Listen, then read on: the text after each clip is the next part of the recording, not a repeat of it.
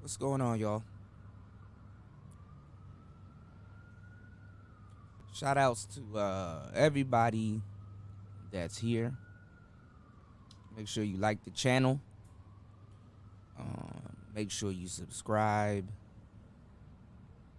and all that good shit. You know what I'm saying? Shout outs to everybody that's here, man. Definitely gonna be talking about a lot of stuff on today's show. So you might want to strap in your seatbelts for this one, okay? And we're going a little rant. Not a little one, a big one. A big tangent here. Also, shout outs to the old man. He put out a video um, that I was watching actually. It was when I was over at Bernard Riley's show a while ago, and we were talking about the tricking and stuff like that. So cool. We're gonna get to that. Shout out to the old man though. There's a lot of stuff going on with the Manosphere that I really don't like. And it's not just me, it's just in general. Um that I've observed in my time being here, and not even being here. I mean, I've seen it since it really popped off. We're going to get into it. Actually, pull up a chair, man.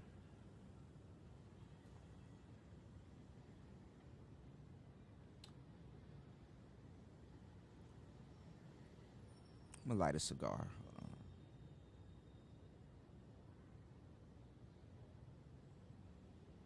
Give me 1 second.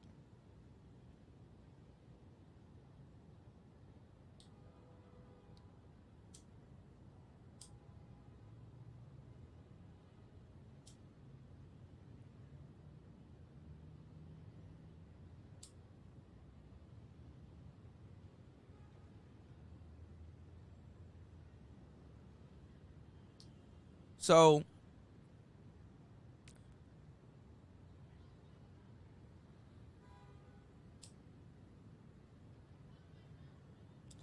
this is the thing, y'all.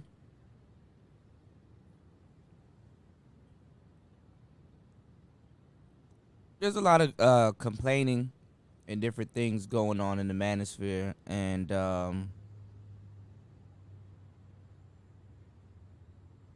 like I said, I'm really disappointed in a lot of the stuff that's going on and that takes place here. Um, shit.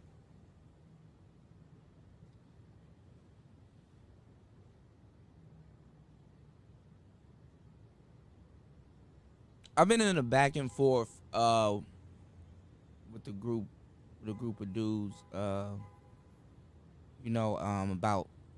about game.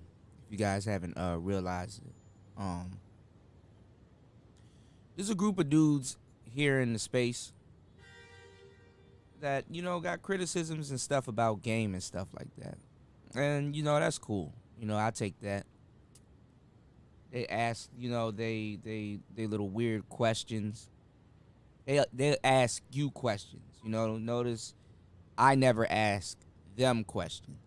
You know, because I don't care. I don't seek knowledge from them in a lot of cases, and that's not good, bad. That's not right or wrong. It's just an observation. It's not saying that, hey man, you ain't got nothing that I can learn from. No, you can learn from everybody. But it's just disingenuous to be around here on this tangent and on this notion trying to prove that dudes you know um that are gamed up, that they're dumb. That's what it really is. It's about saying that, oh, you're dumb, you're stupid, you're not smart, and they try to tie that in with the Pookie and Ray Ray thing. But we're gonna hash this out today. We're gonna squash this out today.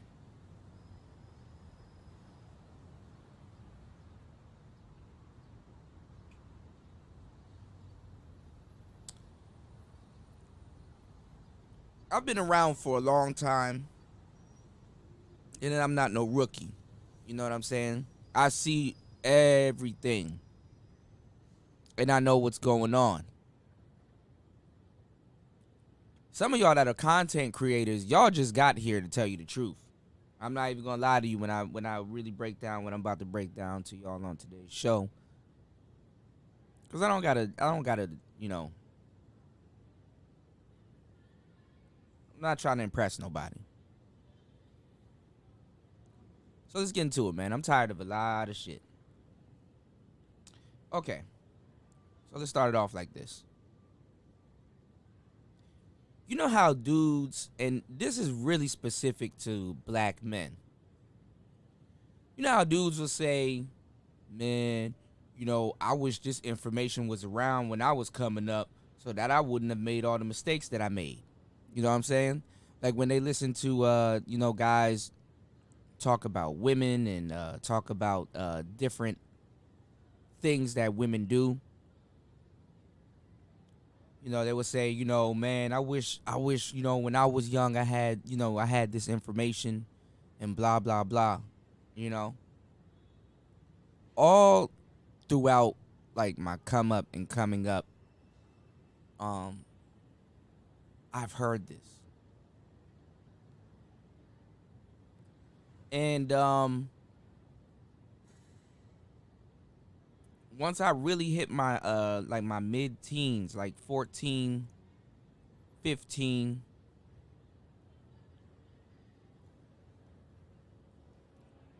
I was paying attention.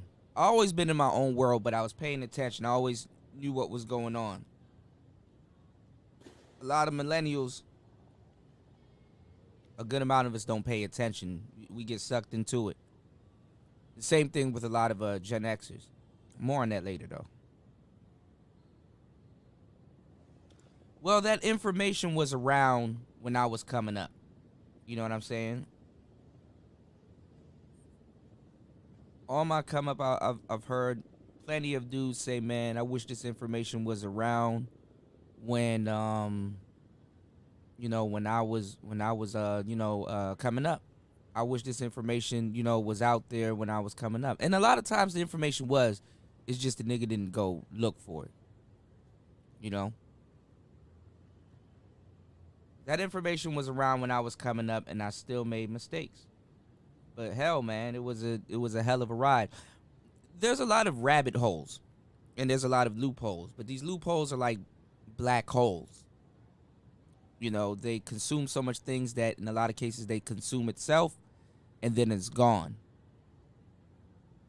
In a lot of cases, you have to be there or have had been there to really understand the concept and certain things that's going to be talked about today, and have a unique perspective on it, or have a unique outlook on it, or have the actual game on it than the people that are actually talking about it. Some cases, if you weren't there, you just simply missed out. You were square. You didn't know. So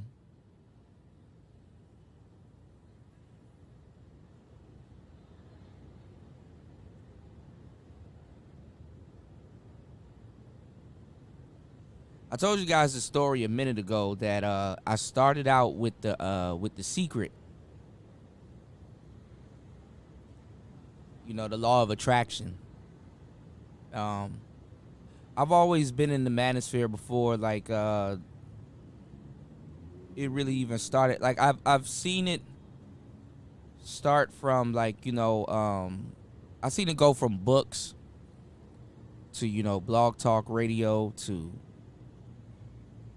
Messenger, AOL Messenger, America Online Messenger, MSN Messenger. Niggas don't even talk about AOL and MSN anymore. The party line, Tiny Chat.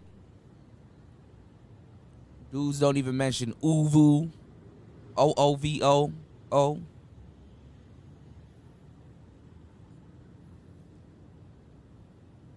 I've been here. I've seen when it switched over, when it flipped.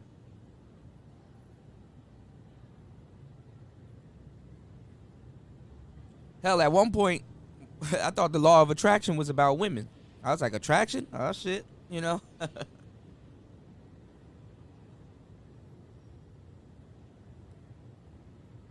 told y'all that story before. 1 second.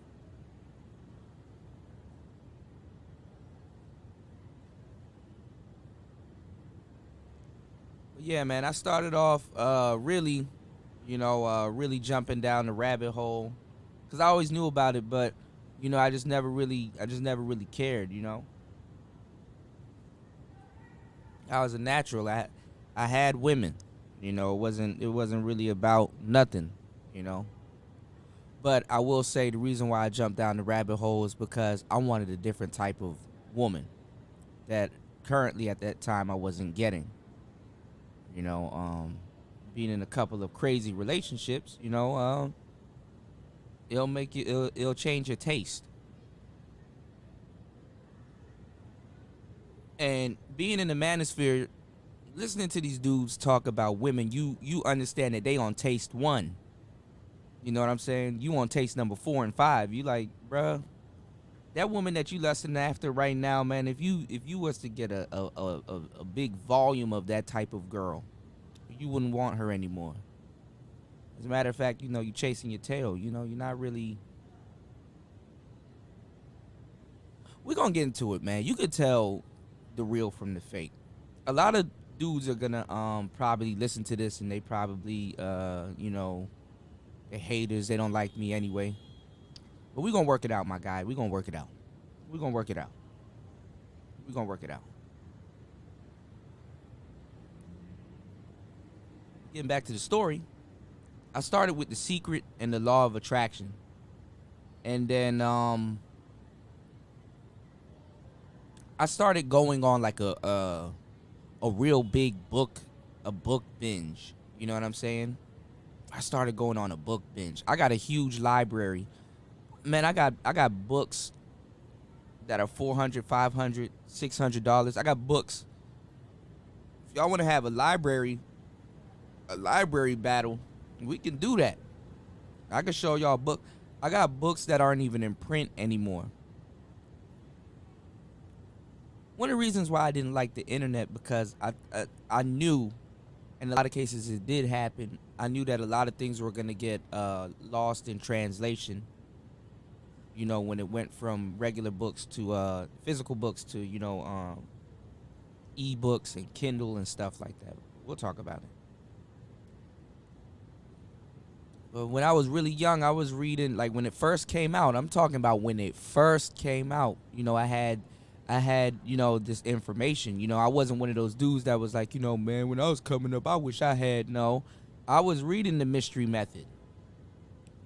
I read the Mystery Method.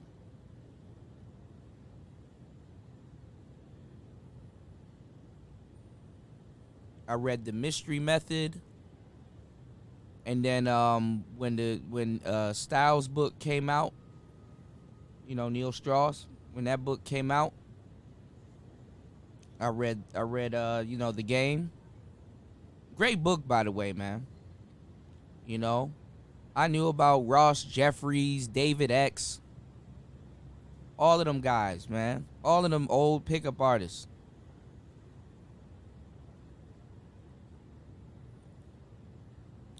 Neuro linguistic programming,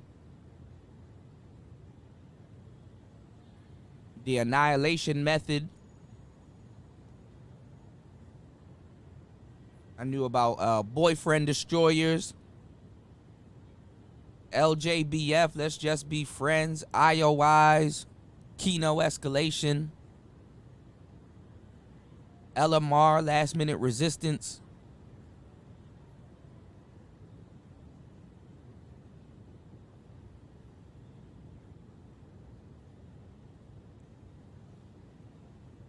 All of that stuff. Patrice O'Neal. listening to Tom Likas, Howard Stern, Tariq Nasheed, Rosebud, hell, even Steve the Dean, Rom Wills.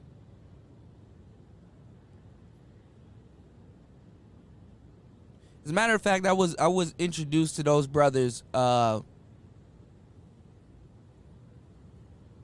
early because I knew about the books before I really started getting into, like, the whole pickup thing. You know, I already knew about that stuff. Ron Wills is from the DMV area, so his books were around. Some of y'all didn't know about him until he really started touching the internet like that. But you know, we got some real legends in the space that they don't really get their credit. More on that there.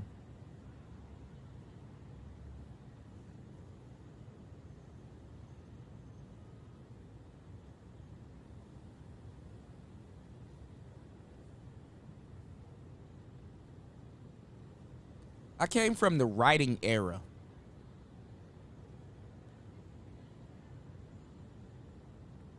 Shout outs to Alan Roger Curry. I knew about him old school Alan Roger Curry, bro. Shout outs to ARC.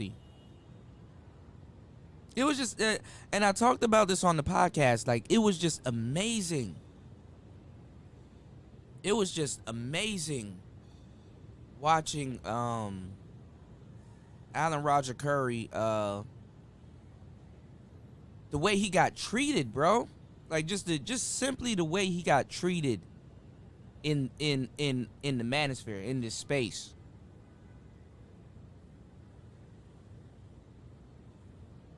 A lot of that shit broke my heart, bro. Honestly. I couldn't even really that shit broke my heart, man. I was like, damn, this nigga's cutthroat. This is fucked up. I see why a lot of black scholars in the black community, not just the Manosphere, but in the black community, die broke, alone and fucked up. There's something in play, bro. Honestly.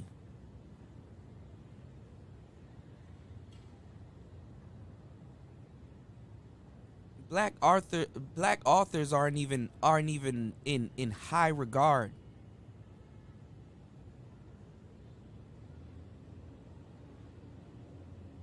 The Manosphere has fucked a lot of people over because a lot of these guys have become real accessible.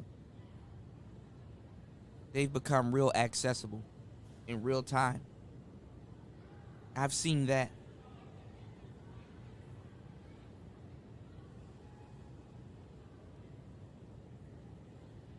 I've seen that. We're gonna talk about that. I'm gonna walk y'all down. We're gonna get into it. You know, like I said, I came from the writing era. And ARC was saying some real shit. He was saying that when you had to write a book or something like that, like, you had to present new information. There was a lot of books that were out that were kind of detailing the same thing. If not, you're reading a carbon copy of something else. I wouldn't say plagiarism, but you're reading information on something that has already been out there. But to really solidify yourself as a legitimate author, you would have to present new information. You would have to put out new information on the topic that hasn't really been discussed or really hasn't been presented before. That's how you etched your name in stone.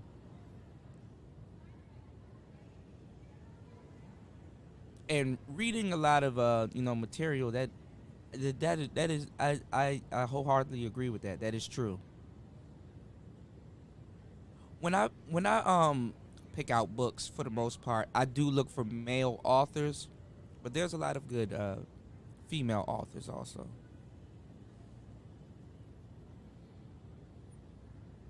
But I looked for a male's perspective, a male's point of view, so to say. Kind of created like a manosphere of my own with my library. I've read a bunch of self help books. Self help was one of my favorite categories to read books on. Um, Shoot, I don't have his book here. I gotta find it. There's an author named Mihao. He was a pickup artist also.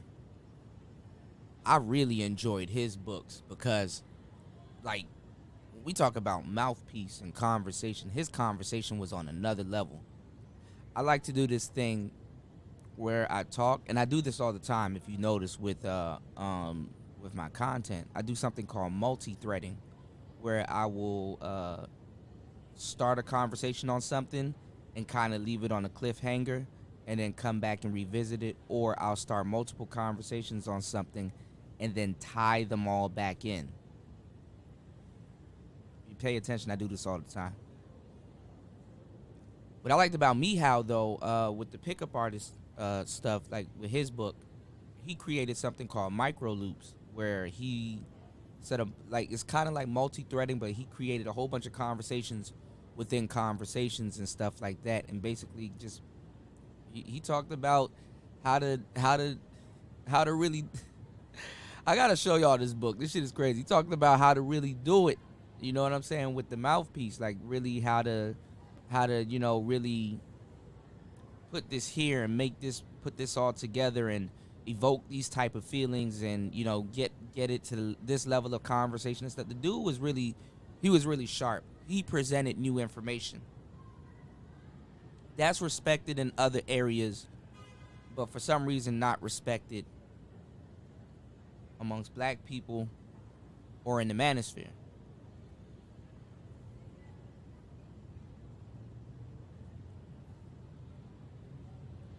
So I came from the writing era, and I've seen the messenger era and the blog era.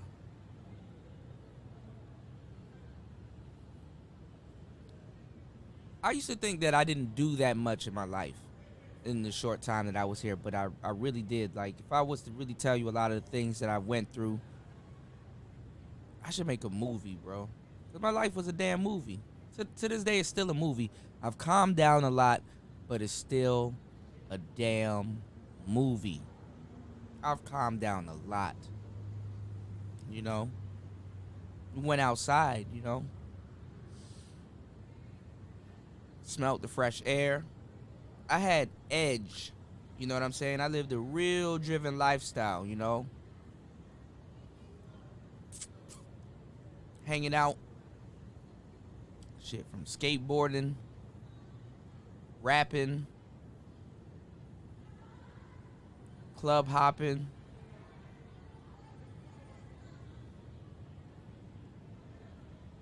traveling, working, any type of projects that I've done.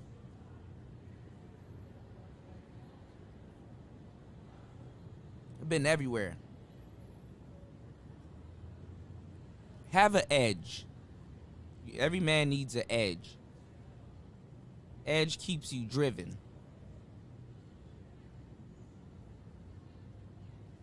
The funny thing was, when I was rapping and we had groupies, I was still running pickup on the groupies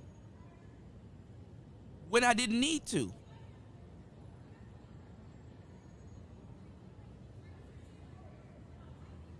Confirming how it worked. I was running pickup game on groupies.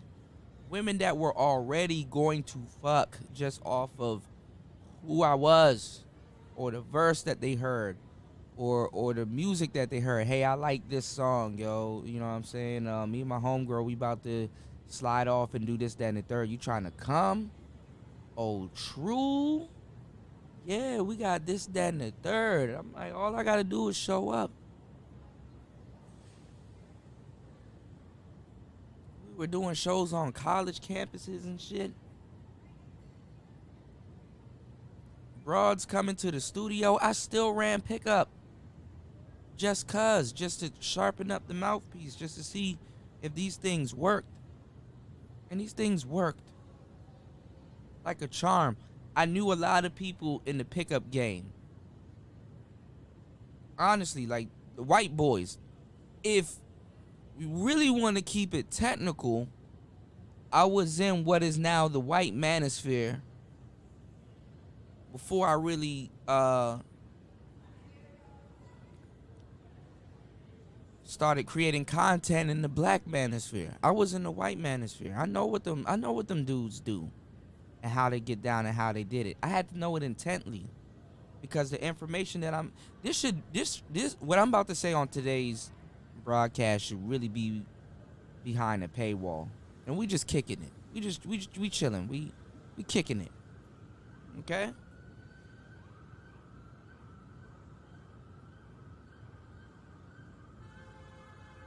Them RSD dudes, they know me. They know me by my real name, though, but they know me. Some of them know me by my pavement, but they know me by my real name, but they know me. Trust me.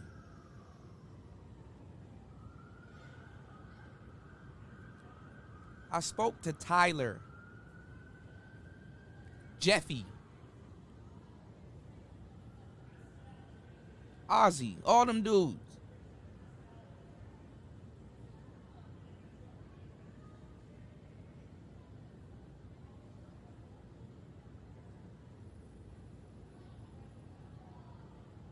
Well, we're gonna talk about it, and I got the audio here. I'm gonna play that from Obsidian.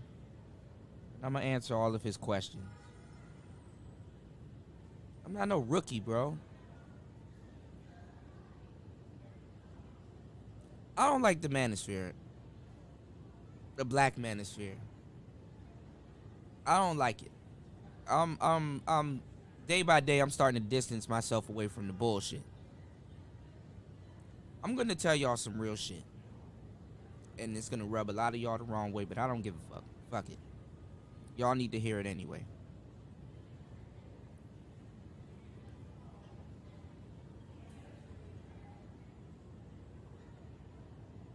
A lot of black women were right.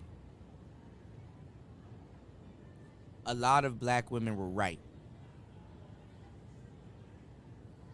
A lot of these broads was not lying.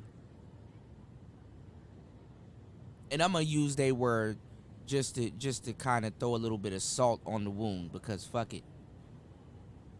You need this pain. A lot of niggas in the manosphere are dusty. Yeah, I said it. Dusty. I'll even throw myself in there. I got hella dusty moments in the manosphere. More than I probably care to admit. I probably do. Dusty. When it comes to the manosphere, though, I ain't gonna lie. I'm one of the few that actually gets it. That actually knows what's going on. The manosphere is still stuck in the cave age. Till this day, the manosphere still has a problem with their audio.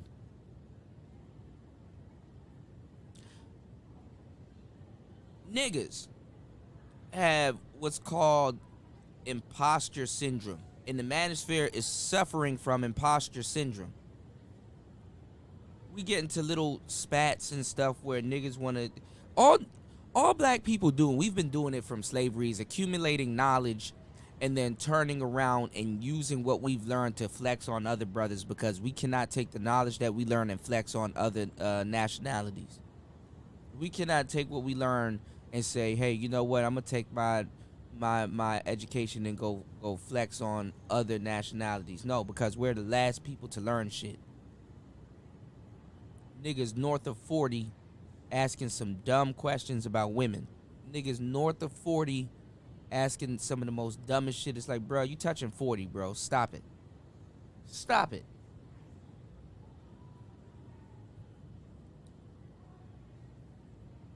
Heckling and antagonizing people in the black manosphere.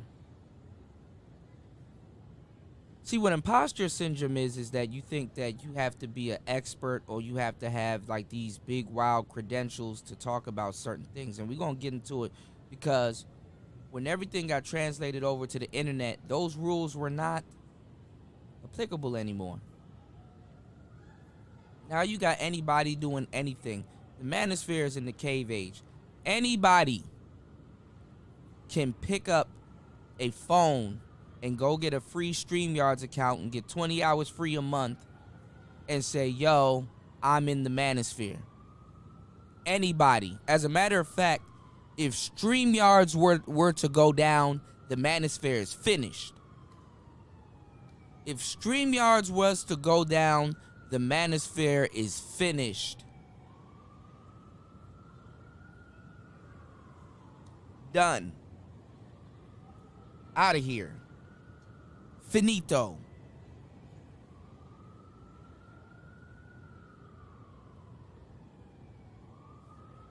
I'm a quote unquote game guy, right?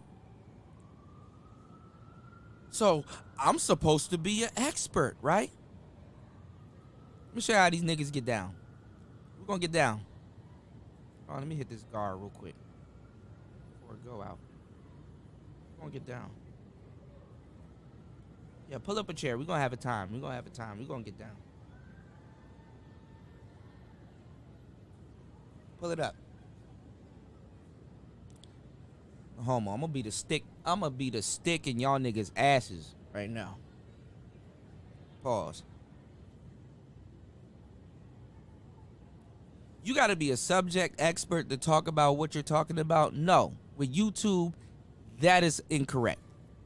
Anybody can talk about anything, which means that the manosphere has to have a regulation.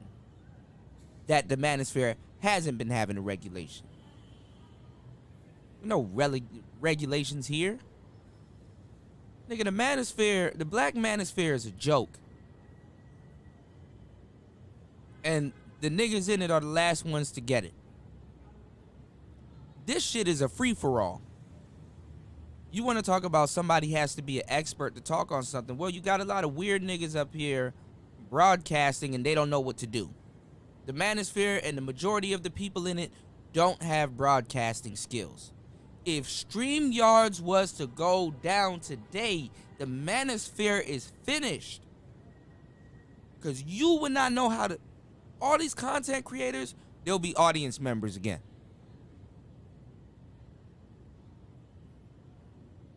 Y'all don't know how to run a broadcast, much less your audio. You don't know how to run a broadcast, much less your audio. To have a radio show in the manosphere is to be flexing. Because the majority of these people do not know how to play music on air. They just don't. Their audio sucks. Just about their content not good. You're not a likable person. But you got a voice. And that's the thing about the manosphere. It's cool that you got a voice because these are things that you can cultivate and learn. I'm not here to point the finger and say, yo, he sucks, this sucks, that sucks. No. Because I've offered my services, I've offered the help, I have offered services, and I have help. I'm an asset to the space. So I believe that I'm full in my rank to say what the hell I'm saying right now. Honestly. I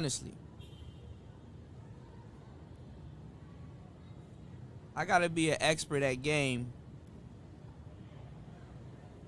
Motherfuckers can sit around here, don't even know what the hell they doing, can point fingers all day and talk shit about other people and quote unquote credentials. Gotcha. Let's get into it. The Manosphere has failed to use any of their weapons. The Manosphere has produced one diamond that other people choose to legitimize. There's a bunch of diamonds in the Manosphere. You got a bunch of talent in the Manosphere that's untapped because the Manosphere is so out of whack, out of sync.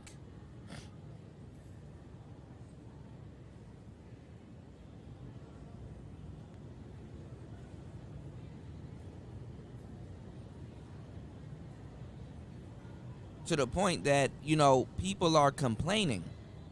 They're complaining about, other people's success in the Manosphere. Or they're confused. Pretend confused. And these are the guys that have the nerve to be, waiting for Hollywood to come and save them. Hollywood ain't about to save the Manosphere.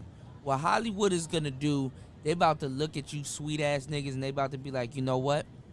We're gonna get a whole nother crew of dudes that's watching this space right now, and we're you watch. Y'all 2021, y'all are gonna start to see dudes that you've never seen here in the Manosphere space with channels and stuff talking about Manosphere topics and all kinds of different things.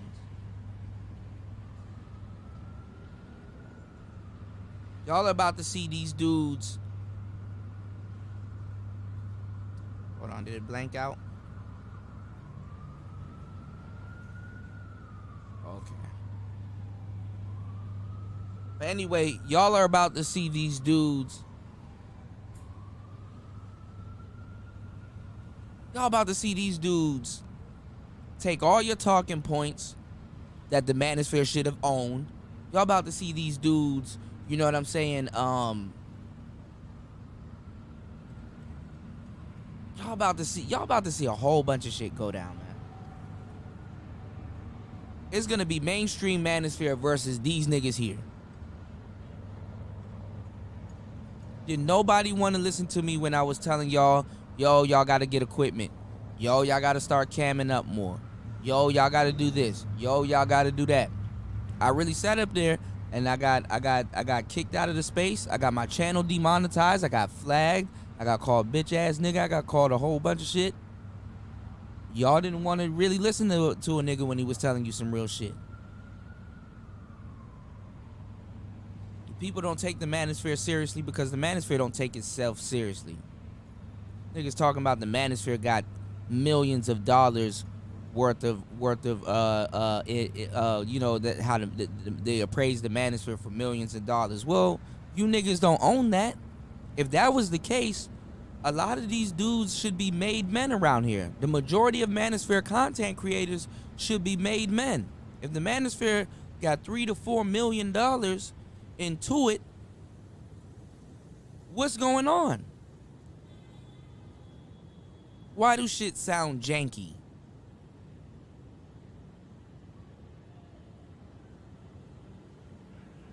The Manosphere hasn't even grabbed, the Black Manosphere, and when I say Manosphere, I mean Black Manosphere, hasn't even grabbed itself by the horns and sat up there and made anything of itself.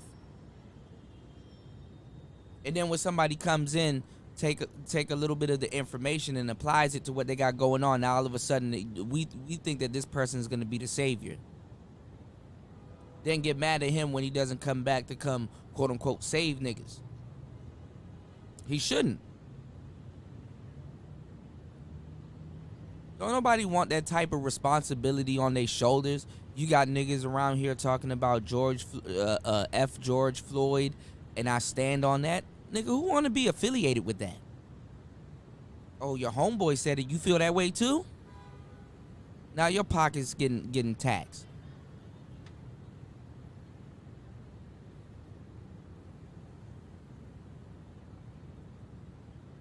Y'all let people around here tout and spout this shit.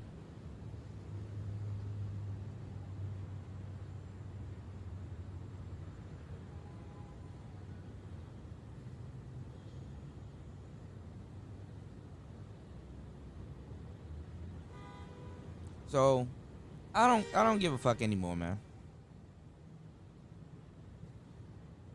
I really don't.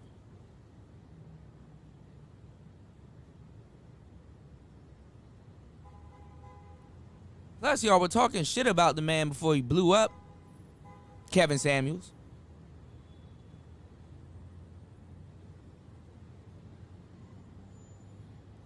Well, let's go in deeper, since my foot is on some people's necks. The Manosphere has how much? $4 million? The Manosphere, the Black Manosphere is not even under one banner. We don't have conventions. Our audio is still fucked up.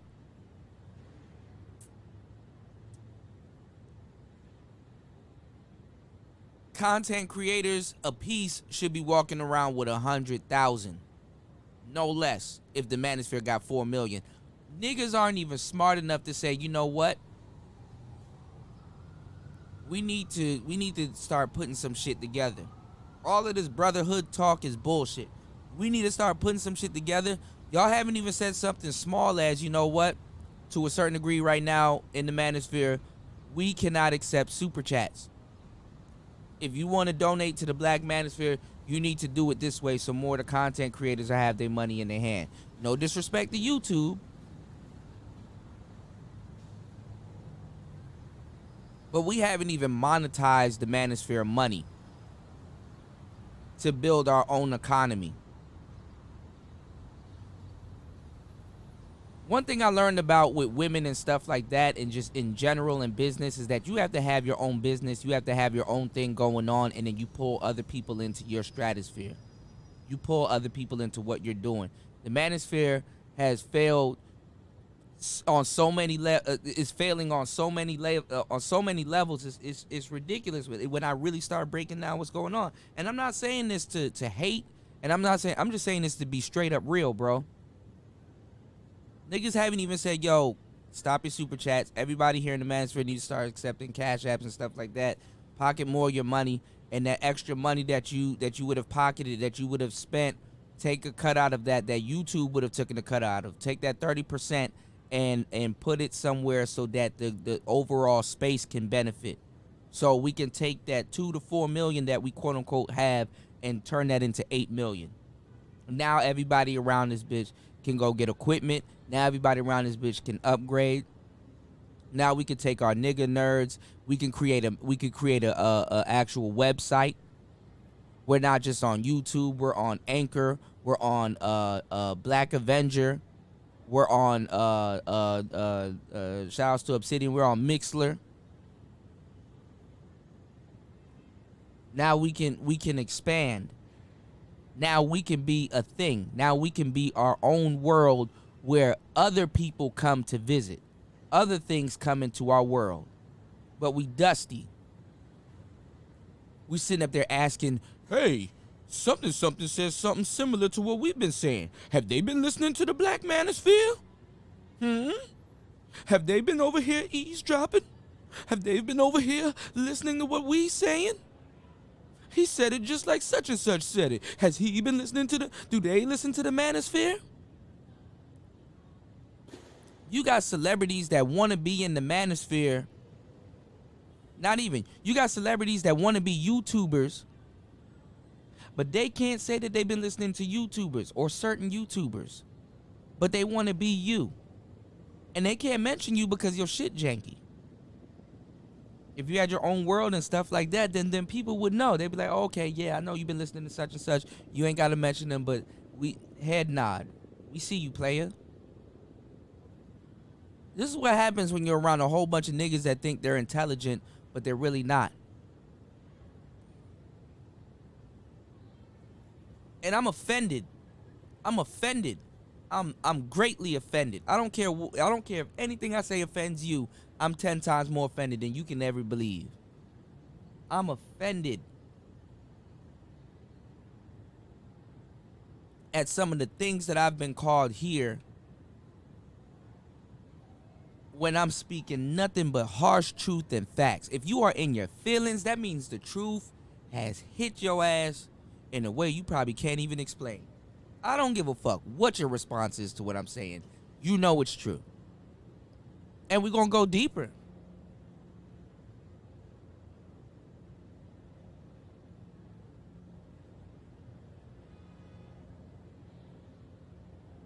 We're gonna go deeper.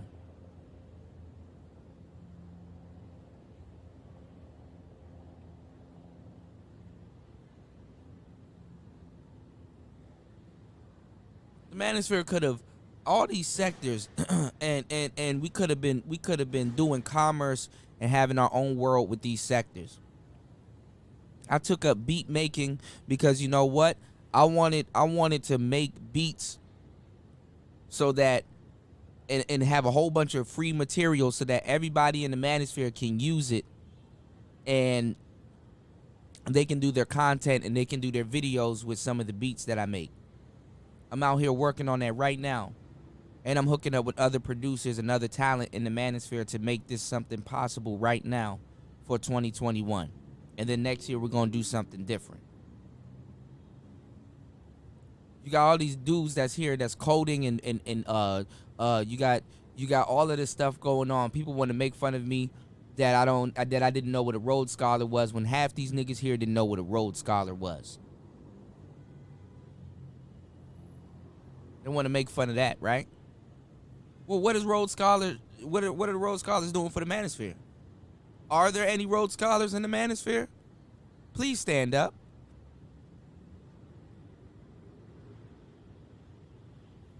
A lot of failed nigga nerds in the Manosphere that can't even help the space. And what's the point of having all of these this is the problem with intelligence. Or dudes that believe that they're intelligent, because there's actually no problem with being intelligent. They want to say that you're talking down about knowledge, man. They don't talk about the 4 areas of knowledge: intelligence, common sense, wisdom, game. They don't talk about that.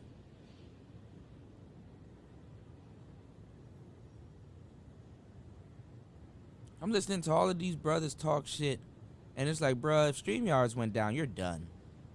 You're done. You're done. The quality of your show will greatly decrease because you don't know what you do. You're not no expert in broadcasting. You don't know what you're doing. You just hit a live button and you just think that you can just talk shit on your phone. You don't know nothing about sound.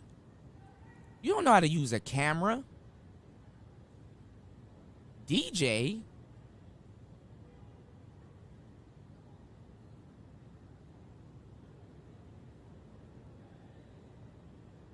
All of this money being passed around in this space, and the niggas can't even produce for themselves.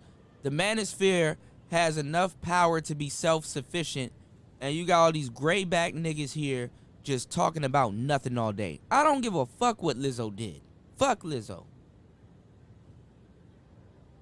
When it comes down to creating content and hating on her, I don't care. Actually, she's actually ahead of a lot of niggas here. Did y'all know she knows how to play the flute? Did y'all know you can learn music theory from her? Go watch NPR's Tiny Desk and you'll have a newfound respect for that woman. Now, it's all fun and games when we talking about her weight and some of the shit that she does, you know, on social media and making content and shit like that. But do you really think this is what the Manosphere should be held back for? Cool, content is content, but after a while, it's like, okay, yeah, that's nice. What are we doing though?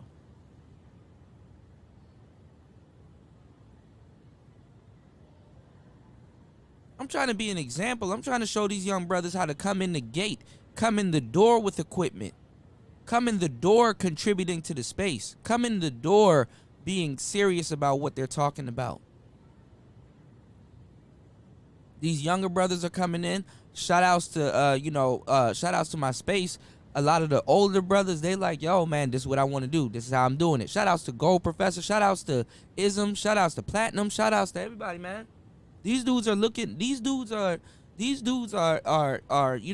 their shit to the next level, while at the same time maintaining their content and stuff like that. We're gonna build something totally different. Cause I know that I got a group of brothers that I'm around that if I come up with something new, I can share it with them and we'll take it to another level. We'll take it from here. YouTube is gonna monetize the Manosphere before the Manosphere monetizes itself. I used to think that these women that we used to make content about were fucking wrong 100%. But they weren't, bro. A lot of these women are right.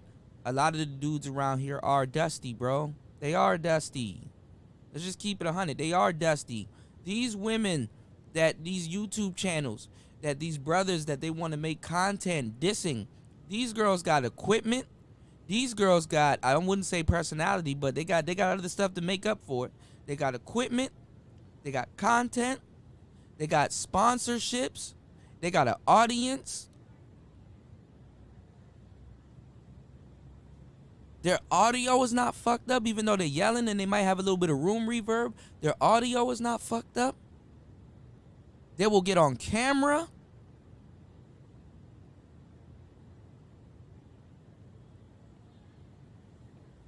They will talk cash shit about black men and have commercials and YouTube doesn't copyright them like that. They don't get none of the pushback that we get. YouTube gotta be like, yo, the content kind of risky. We don't know if we can run commercials here. While you get a yellow $, which I haven't seen in a while because I got demonetized because the fuck niggas in the space. While you get a yellow $, she get a green sign, and she can openly come on here and say fuck niggas.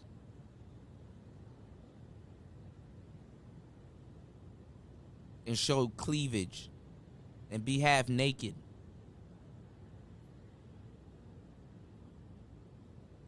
And you got all these OGs running around in the manosphere and they can't even address the nation. They can't sit back and tell you, yo, you know what? We need to build our own world. We need to build our own space where we're self-sufficient. Where when I make a book, it's a manosphere book.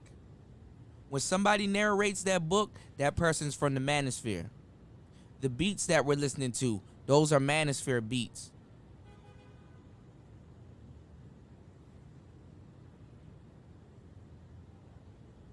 I give out tech and equipment advice. Grade A, A1. I went through a lot of this stuff, so y'all don't have to go through a lot of this shit. I give you guys exact coordinates, blueprints, practical ways to run your setup.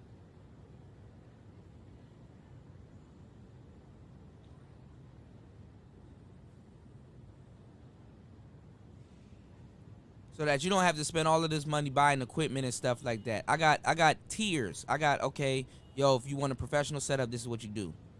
I'm to the point where I'm teaching people how to get a whole studio in under $500. I've been giving out free information for the longest time.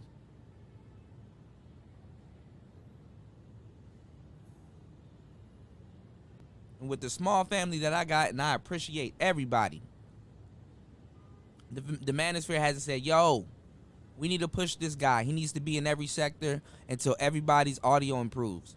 We need to push this guy. He needs to be in almost every sector. We need to pay him. He needs to be in every sector till everybody's camming up and stuff. The manosphere, your sound is your signature. Your channel is your signature. The manosphere has no signature.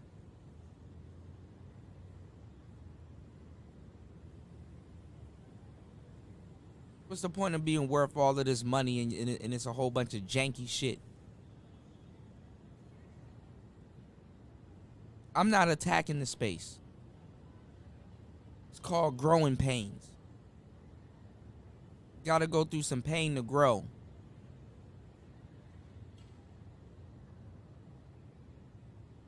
That economy that we have here, the manosphere should be self-sufficient. YouTube is monetizing the manosphere before the manosphere even monetized the manosphere. Everybody in the world is flocking to come here to see what we got going on, and we ain't really got shit going on other than drama and content. Weird content.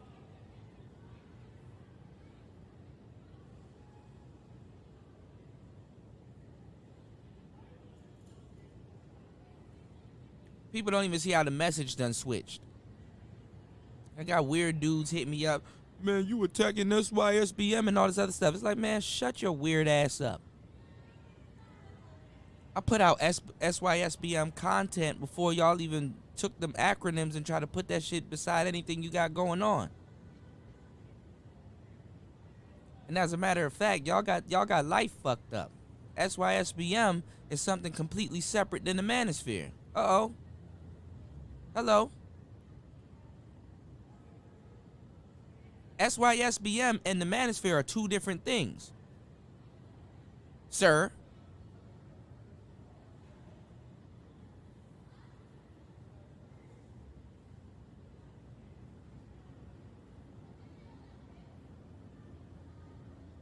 These niggas talking about, so you against SYSBM. Shut your dumb ass up. You never even been on a plane in your life.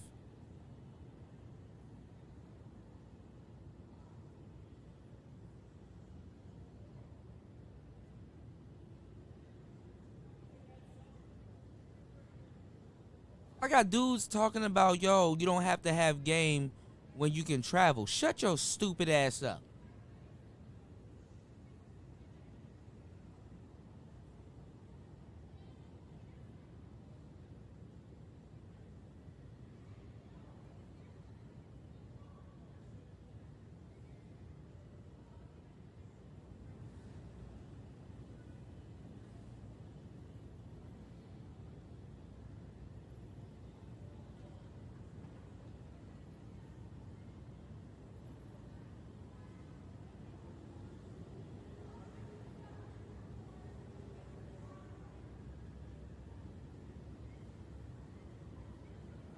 Niggas getting robbed and shit and all kinds of shit out of town and shit.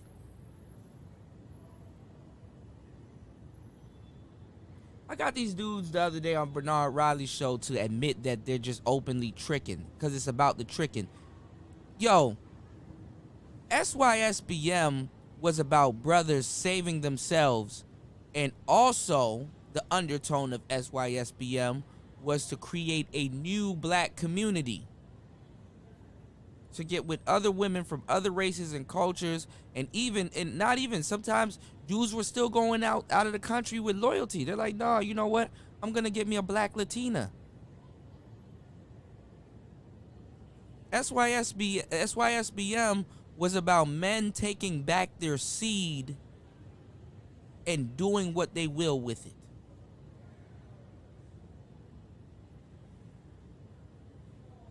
Want to create another black culture with another group of black women, cool. If you didn't like American black women, if you wanted to do that with Latino, have some Latin little kids, cool. Brothers were about learning culture and things like that. Where's the channels here of constructive black men learning and teaching other like-minded people how to speak Spanish?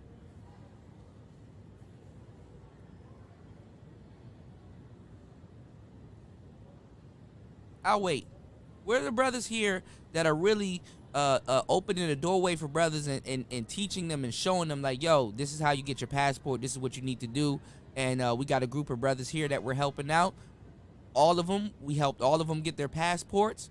They're about to pass the game down to this next group of brothers, and all of them are going to get their passports, and we're going to be on our mission to go find wives in other countries. We all know how to speak Spanish. We've been on these live streams constructively learning. We even shared some of our Rosetta Stones. We even basically shit like that. Where is that? Where is that? So if somebody's coming in here and they're like, yo, I like their message, let me jump right in. Where are the classes?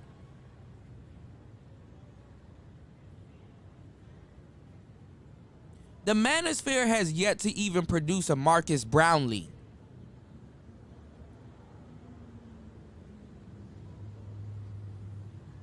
The Manosphere has yet to even produce a Marcus Brownlee. All of these tech dudes and nigga nerds and stuff like that. You can't, yo, I tell you guys, if you want to learn about some of the tech and stuff that I'm talking about, go right up there to the search bar that's right above this video and go down the rabbit hole and go find out everything that I'm telling you right here. You can go out there and go find every single thing that I'm telling you right here on YouTube. I get clowned for not knowing what a Rhodes Scholar is, and motherfuckers start laughing, man. I told y'all, if somebody was to tell y'all 7, 8 years ago that a complete stranger would get in their car, drive to your house, come pick you up and take you to work, they would have thought this person was crazy. Now you got Uber. Uber is probably a part of everybody's day-to-day lives. Now you got Uber. Don't talk to strangers. Well, you're getting in the whole car with one. One knows where you live. One knows where you work.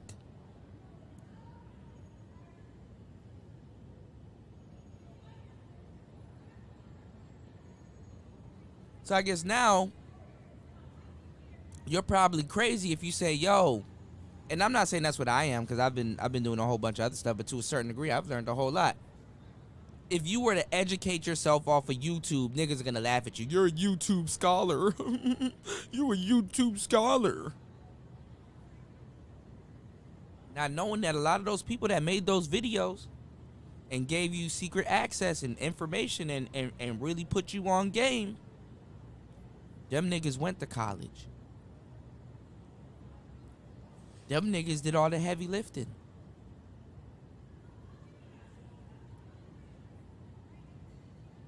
The Manosphere should have a bunch of Jake Pauls running around here, or Paul Logans. Them niggas are pulling millions out of YouTube. But we're sitting over here talking about Derek Jackson.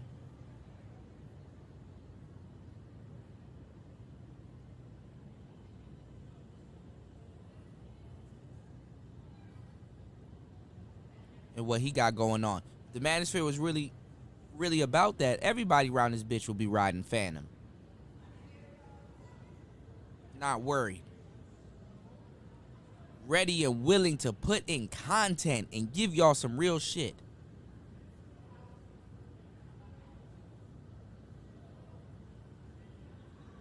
YouTube getting that money, man.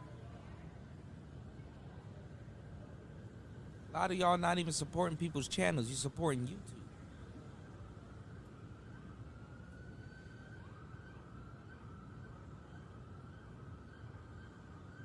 Send somebody $300, man. YouTube get a hun done. YouTube get a hun done. I remember one time, shout outs to Gabe.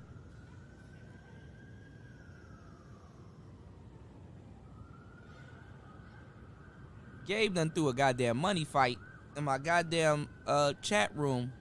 I remember one day I made 1,000+ on that live stream. I said, God damn. And it was a really great show. I give y'all really good content. I made 1,000+. I was like, shit. Yo, we can double this, and whatever the Manosphere is making, and yo, we can give back to the audience. We can have something going on where we're giving the audience money. They donating, and we're really a force to be reckoned with. I actually find it offensive that YouTube has to be waiting for Hollywood to come save it. When we're on the biggest platform and we are Hollywood.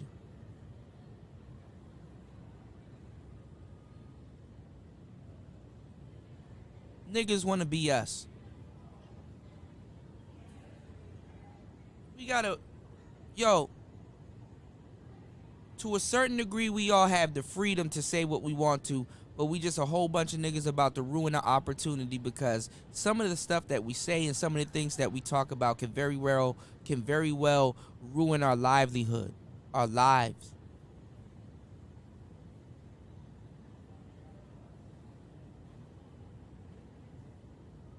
It can very well ruin our livelihood and our lives.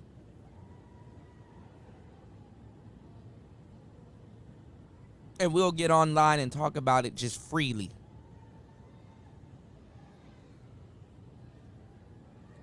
YouTube don't come with a healthcare plan, man. It don't come with dental. It don't come with insurance. It don't come with none of that. We need to be talking about some other stuff. I'm not trying to talk to these weird niggas about game and some stuff they don't understand when there's a lot of work to be done here.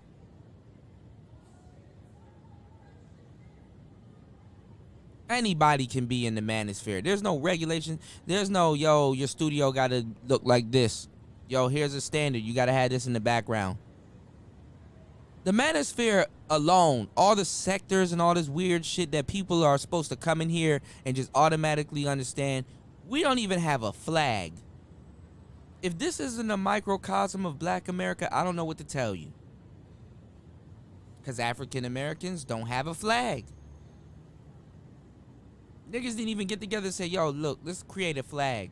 Yeah, we rock with America, but this our shit. So when we want to do stuff and get shit done, we know it's under the banner of this. These niggas don't even have a brand. These niggas want to come on here and say, yo, are you an expert in game? I could easily flip that. Are you an expert in broadcasting? These niggas don't even know what a lower third is. They don't even know what a lower third is. I got niggas speaking on my life, my content, and what I do, and stuff like that, and these niggas never edited a video in their life. You never edited a video in your a real video, like a legitimate YouTube video. You never edited no shit in your life. You've been speaking in your phone your whole career. You never bought legitimate equipment, much less used it.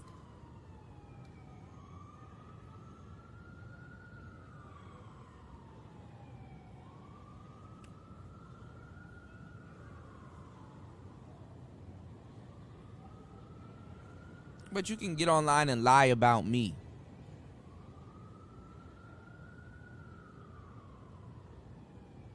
The Manosphere should be its own thing at this point. The Manosphere would be like, yo, I don't need no Hollywood. All of these smart niggas running around here, man. All of these dudes that should be equipped.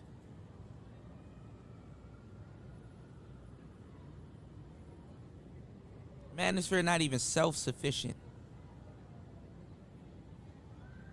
Our nigga nerds don't help. All the musicians and culture brothers that we have here.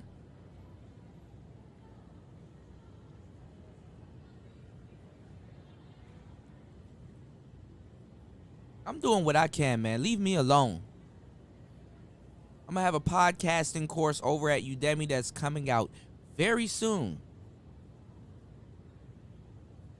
Very soon.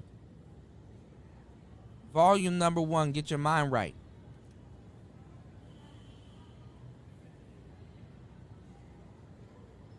Obsidian just dropped the book. One of the godfathers, one of the founding fathers of the Manosphere. Where's everybody in the space commending him? Whether they like him or not. A black man just dropped a book. He's one of the founding fathers of the space. That should have sent shockwaves, ripples, all throughout the Manosphere.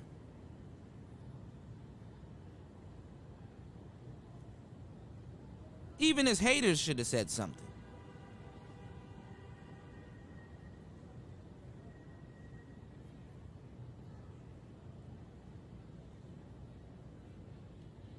That's because there's no control here.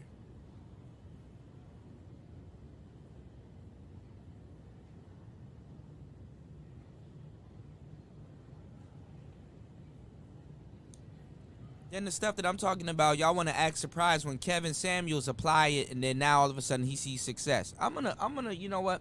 I'm gonna stop talking to y'all about half of this shit. I'm gonna really put myself in something totally different. And I'm not trying to, and I'm not going to, I'm not trying to hear none of that shit, bro.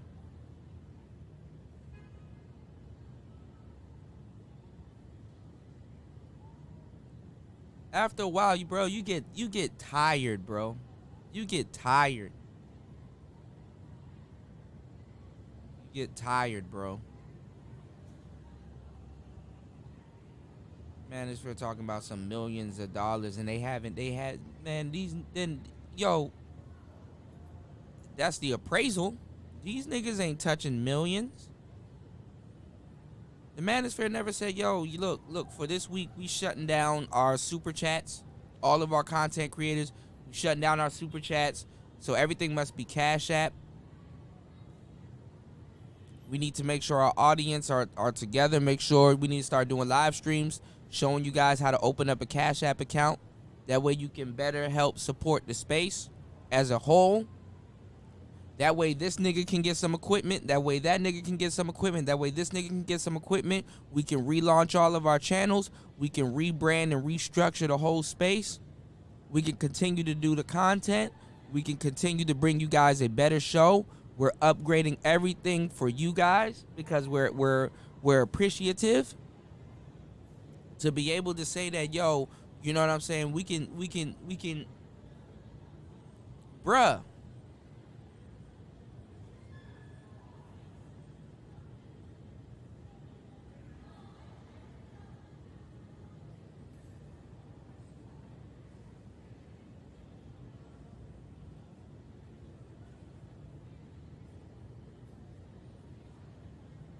Got these greaseball ass niggas, man. As it stands right now, I'm sorry to say this, the women were right, bro.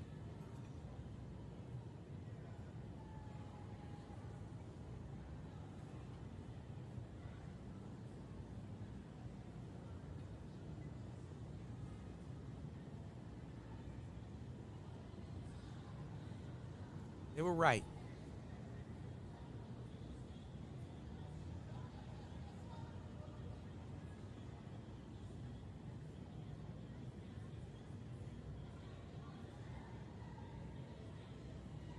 But you know what? I'm gonna keep it player, man. We you know what I'm saying? We doing our thing over here, man. We on our own, man. We you know what I'm saying? I got a lot of stuff that I'm gonna run by Platinum. I got a lot of stuff that I'm gonna run by Ism, bro. I got a lot of stuff that I'm gonna run by Dusty. You know what I'm saying? Y'all gonna start seeing the growth, man. We, you know what I'm saying? Summertime coming up, man. We gonna really be on some real shit, man. We gonna really take this to the next level, man. I got some other stuff that I gotta run by the Angry Man. I gotta tap in. I gotta tap in, man. I gotta tap in.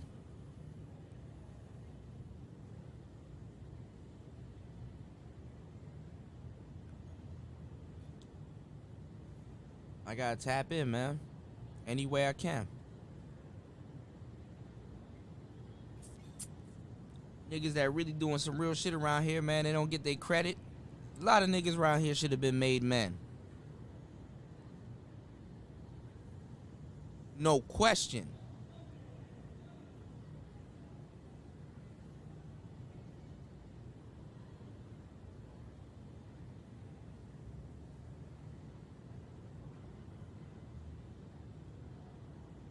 No question. I done seen this thing from its inception. I done seen from when, man. Stop it, man. Niggas want to ask who brought me into the space. Nigga, Black Ram brought me into this space. Stop it. And I've been around. I've seen when Black Ram really started putting down content. I seen when these guys were doing pre-records. I seen when these guys really started laying it down like that. Thug Titian and all them other dudes. Barbarossa, Stardust, all them dudes. I've been here. I gotta listen to the weird niggas that just got here.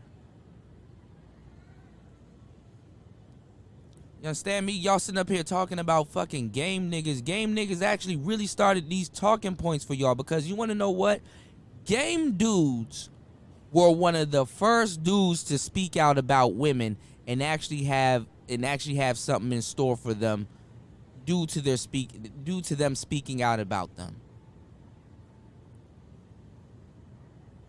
Y'all really don't understand it. These dudes, like these nerds and all these other dudes that's getting on the internet right now talking shit about women, no.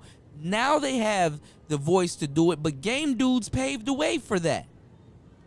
Them dudes were timid. Them dudes were nervous. Them dudes were high earners.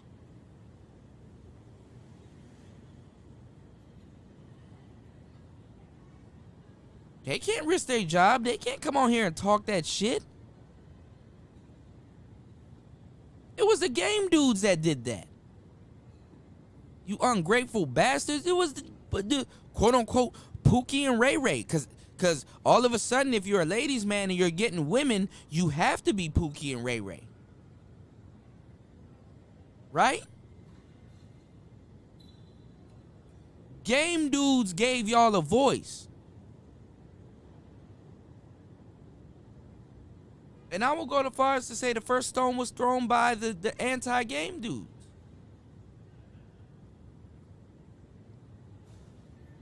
You know, a nigga will call you a lame, he'll call you a square and all that other stuff, but nigga, that's subjective.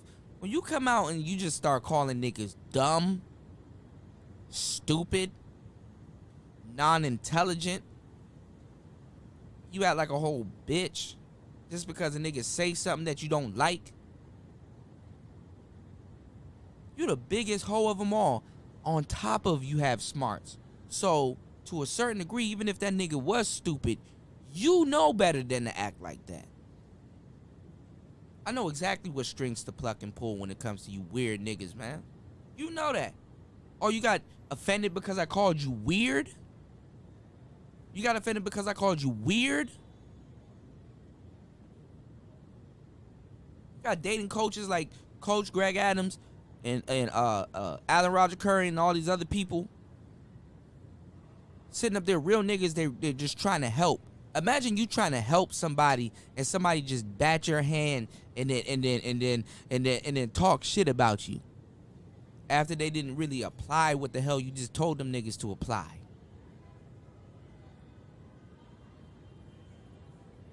Niggas out here kidnapping bitches and doing all kinds of weird shit that they don't have to be fucking doing. And then you sitting up here, have the luxury to get on the internet. Why are you calling people weird? You dumb nigga, you would call somebody weird too. You would call somebody weird too. You slit her throat. Nigga, I ain't tell you to do that. Why are you dragging me and my brand into that shit? I'm already in a space where these niggas are dusty. There ain't nothing here for me. I'm an accomplished man, and I don't even get recognition for half the shit that I do. Nigga, you gotta wait till you die before niggas be like, man, he really was a really gem. He really was. You know what I'm saying? Maybe, man, damn, man. You know what I'm saying, man? Maybe we should celebrate him. Shit, these niggas don't even get their roses while they alive.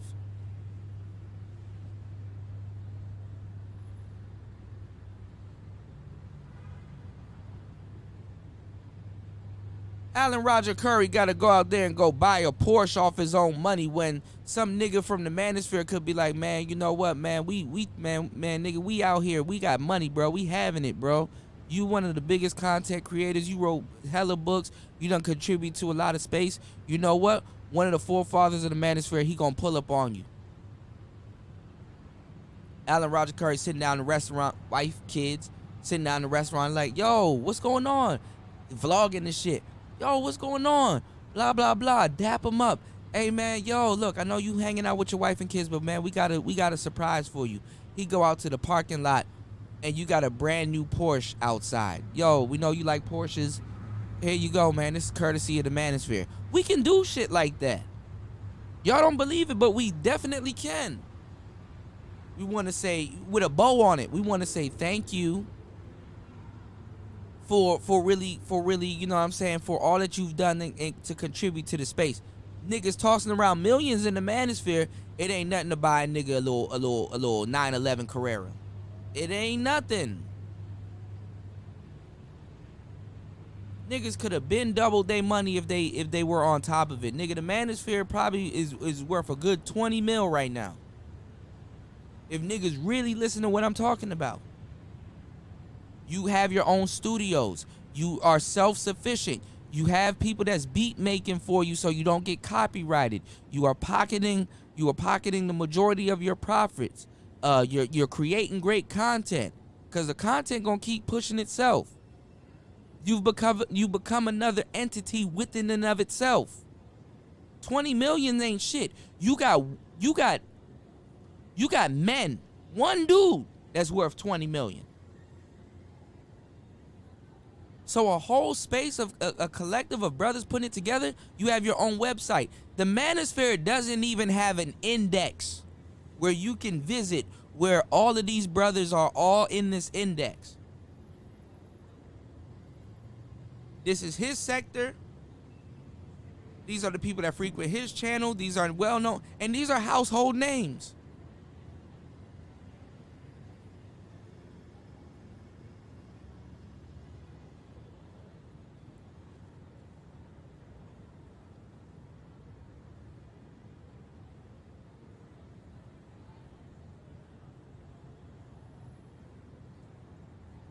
Y'all can't pull up on ARC and gift them with a nice gift.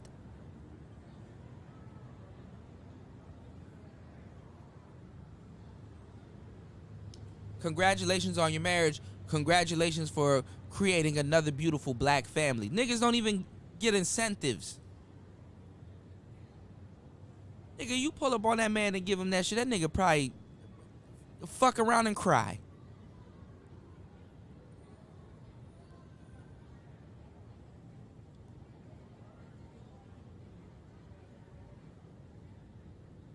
You can't even create a safe environment for your brothers, bro. I can't even go on Bernard Riley's show and really show y'all some 600, 700 people watching just to see me argue with some idiot. I can't go on Bernard Riley's show and kind of showcase y'all some new things that's going on in the tech industry. Tell you guys to subscribe to my channel. Tell you guys what I've been up to, what I plan on doing. Show you guys, where we could take some of these new content creators that are coming in here and really build the space.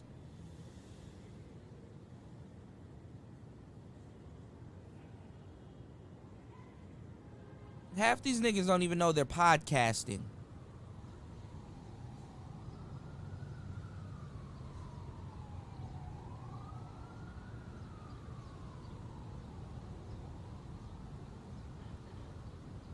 I like to keep it original. I like to do what I do. I do radio. And that's what I do. I didn't sit up here and wait for some other nigga to tell me what the fuck I should do. I got up and did it myself.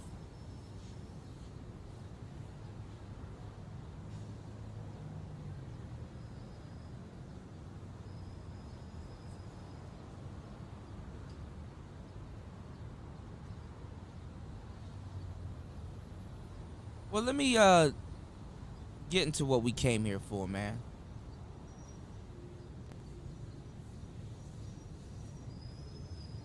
Shout outs to Obsidian. Congrats to him for becoming an author and dropping a new book in literature. I was one of the first people to purchase his book. I need to really get a chance to really sit down and read it. I reached out to him. I don't know if he really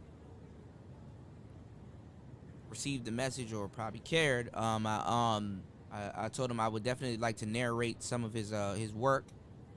I reached out to the pimp guy. I reached out to a lot of people in the space and said I would like to narrate some of your work.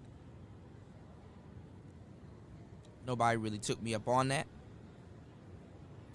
A lot of you guys may not know me. I actually teach people how to narrate, create their studios, and get paid from narration on ACX.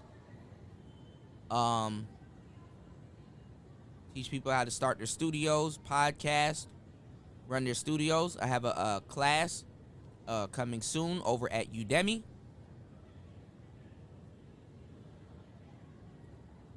I appreciate the space. It has created a gateway for me to create a lot of content, make a lot of my dreams come true. And I'm really thankful. I don't mean to say anything that I'm saying to hurt anybody. I say things for motivational purposes.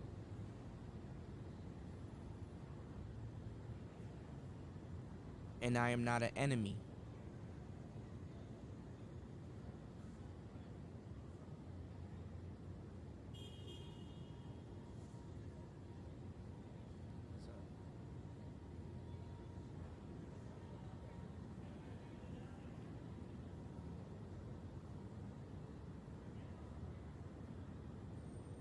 So,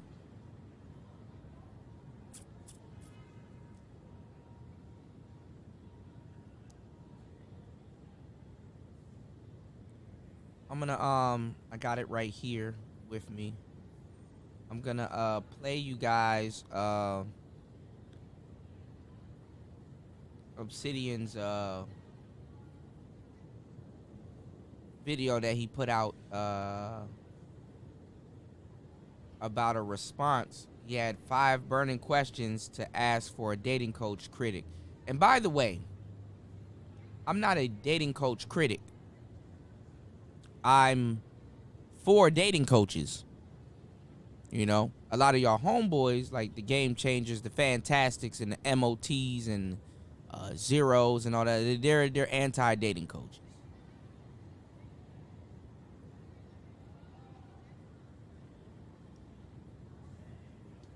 I hate to say it like that, but in a lot of cases, it kind of halts growth. It kind of halts the process because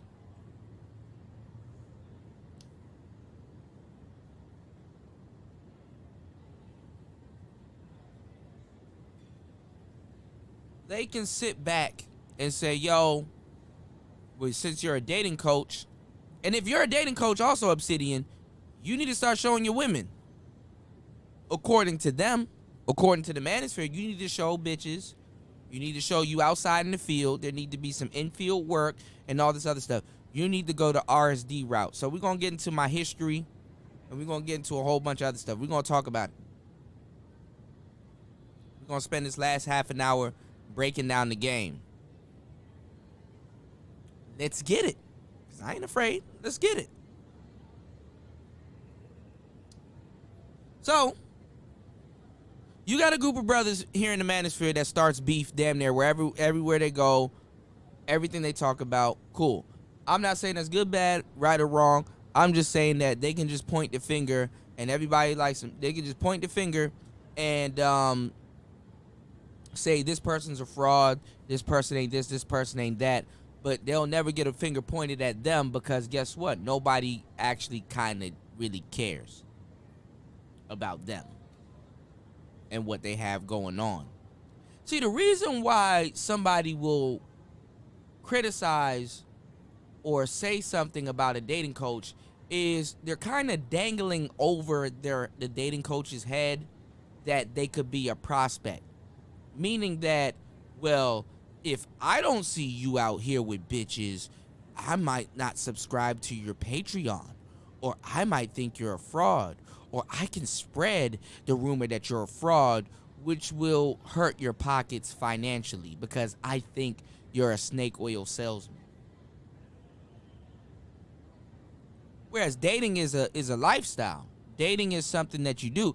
Dating is something that you put onto yourself. That's like a job, you know, like a temp agency or something like that. You can't guarantee that you're gonna find a job.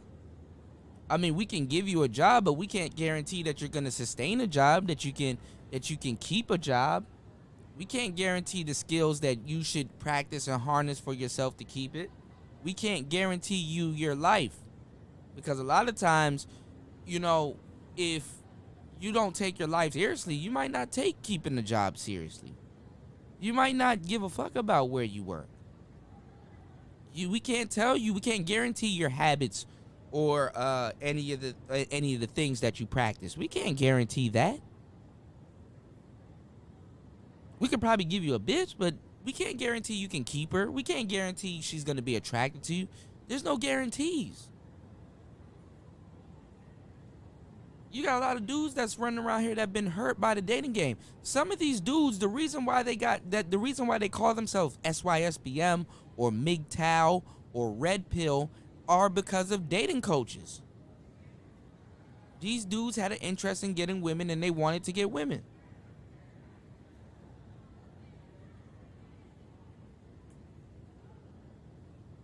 Ramil did a show the other day. Had Locario on there. These dudes went up there just to talk about that man to talk to him about his damn wife.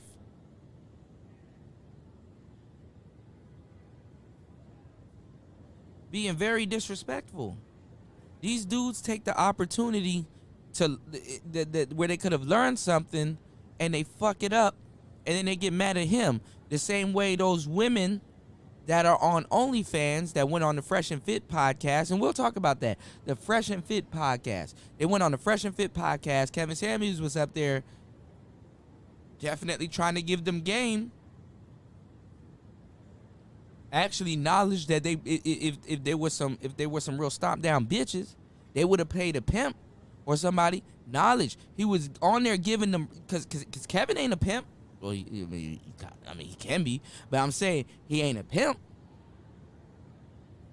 He was giving them valuable information that hoes in the lifestyle pay for.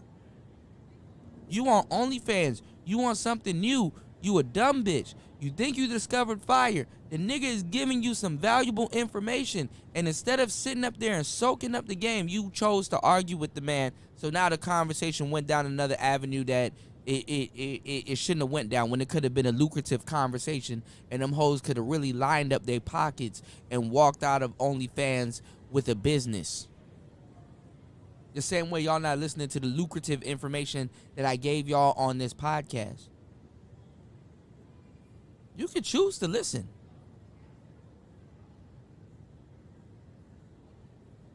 You can pay for school, but my nigga, you cannot buy class. I don't give a fuck who you are.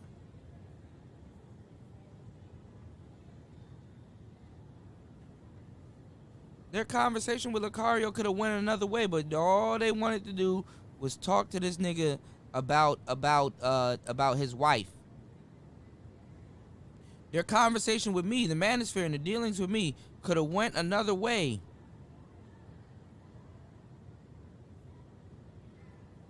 But they want to talk about game. And a lot of these dudes, I'm gonna tell y'all the stone cold truth. They were fake kicking it.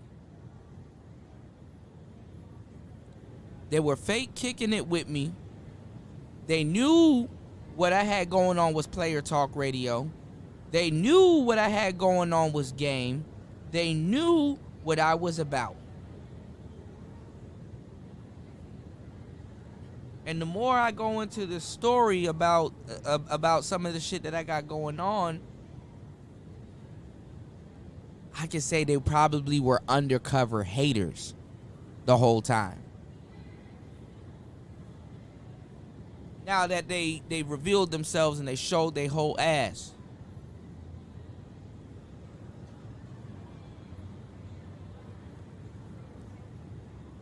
And when we talk about the Manosphere, you want to talk about a hierarchy, like dudes like Fantastic, MOT, and all that other stuff, they're the argument class of niggas. Niggas haven't even said, just encapsulate that. Okay, this nigga ain't gonna change. He the argument class.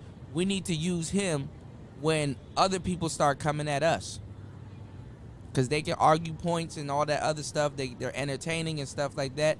Y'all haven't even got enough smarts to be like, okay, well, when it comes down to debates and arguments and stuff like that, we got these guys here in place where we can send them there if they reflect a lot of what we're talking about.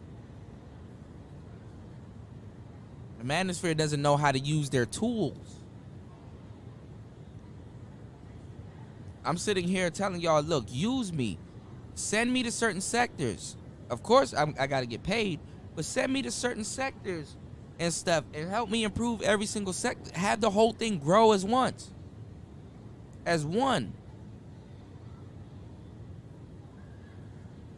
It's just sad when somebody like a Kevin Samuels can actually come into the Manosphere, come out of the Manosphere, and then turn around and buy it. He can buy the Manosphere. If he wanted to, I'm telling you some real shit. He can pay somebody here $100K. He can invest and pay somebody here $100K and build them up in their channel and make that money back.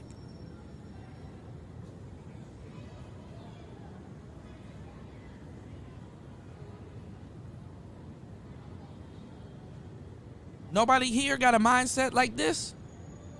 Oh, so I'm the only one. And honestly, let me tell y'all something.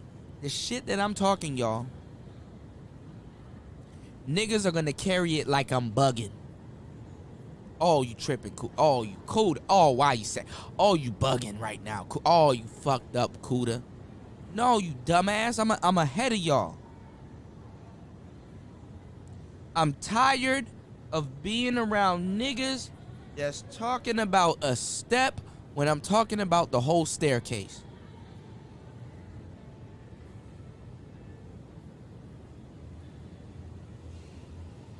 But anyway, let's get into it. This is what you came here for. Fuck it. Let's get into it. Let's talk about the show that Obsidian had where he had 5 questions. So shout outs to Obsidian. We out here chilling today. Let's get into questions that he had for me. We're going to just play the whole playback and we're going to get into it. Let's go.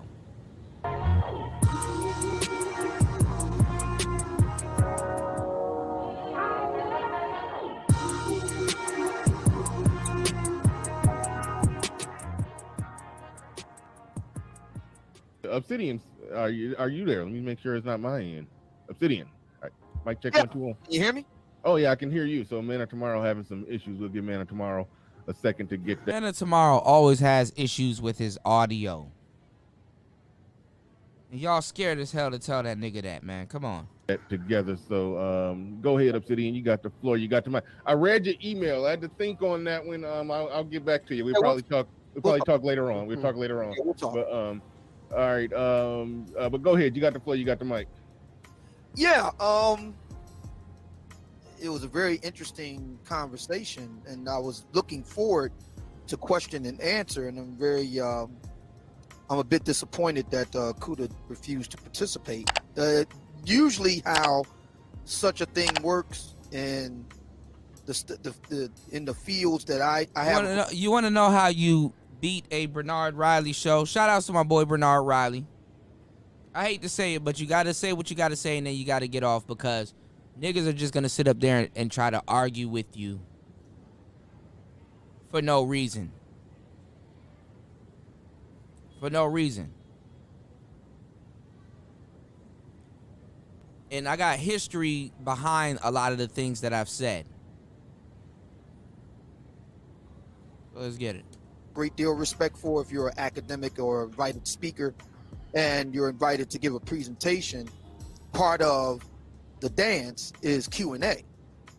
It's kind of unusual for a highly respected guest or academic to give a presentation to say, well, I'm not going to take any questions.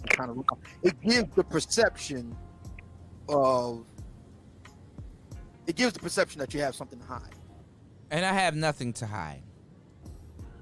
So, well, yeah, I understand that, but at the same time, there are people that I am good friends and consider colleagues in this space that just have it out for Kuda. And the last time they were up here, it was a shit show. So maybe he. And I'm glad you said that. That comes down to the moderator. Yeah, and the moderator has to keep a tight rein on. Yeah, as you like to say in your videos, focusing on the issues, not the personalities. Yeah. usually when public figures don't take questions after giving a presentation, particularly on something that's highly contentious, it does give the perception that you have something to hide. But yeah, that, what's your takeaway? What's your takeaway on the conversation? yeah, and, that being said, I was jotting down some quick notes as I was doing my morning routine, and I have a series of 5 questions that I was hoping that DJ Kuda could respond to. The first question I have is, how is this current discourse helpful? I mean, the title of the title of today's topic, and the manner in which DJ Kuda approached certain individuals, it seems to me that's not something that's very helpful. Now, when I go on Bernard Riley's show, y'all gotta understand, I didn't pick the topics. I have yet to pick the topics. Bernard Riley comes to me with topics that he picks, and then I just show up. I didn't pick the title of those shows, none of those shows. But responsibility on my end too, because I'm not trying to say, oh man, this is Bernard did it. No. I show up to defend that point. It's kind of like Teapot. Teapot, shout out to the Prophet of Thought series. He will pick a topic that you guys would have to argue about, or not argue, but like debate about or debate on. And then you guys can come over there and do what you do. Bernard picked the topic. I just showed up. That way we're not having all these back and forth emails and stuff like that. It just makes it more easier. Yo, that's the topic you want? Cool. I'll come through.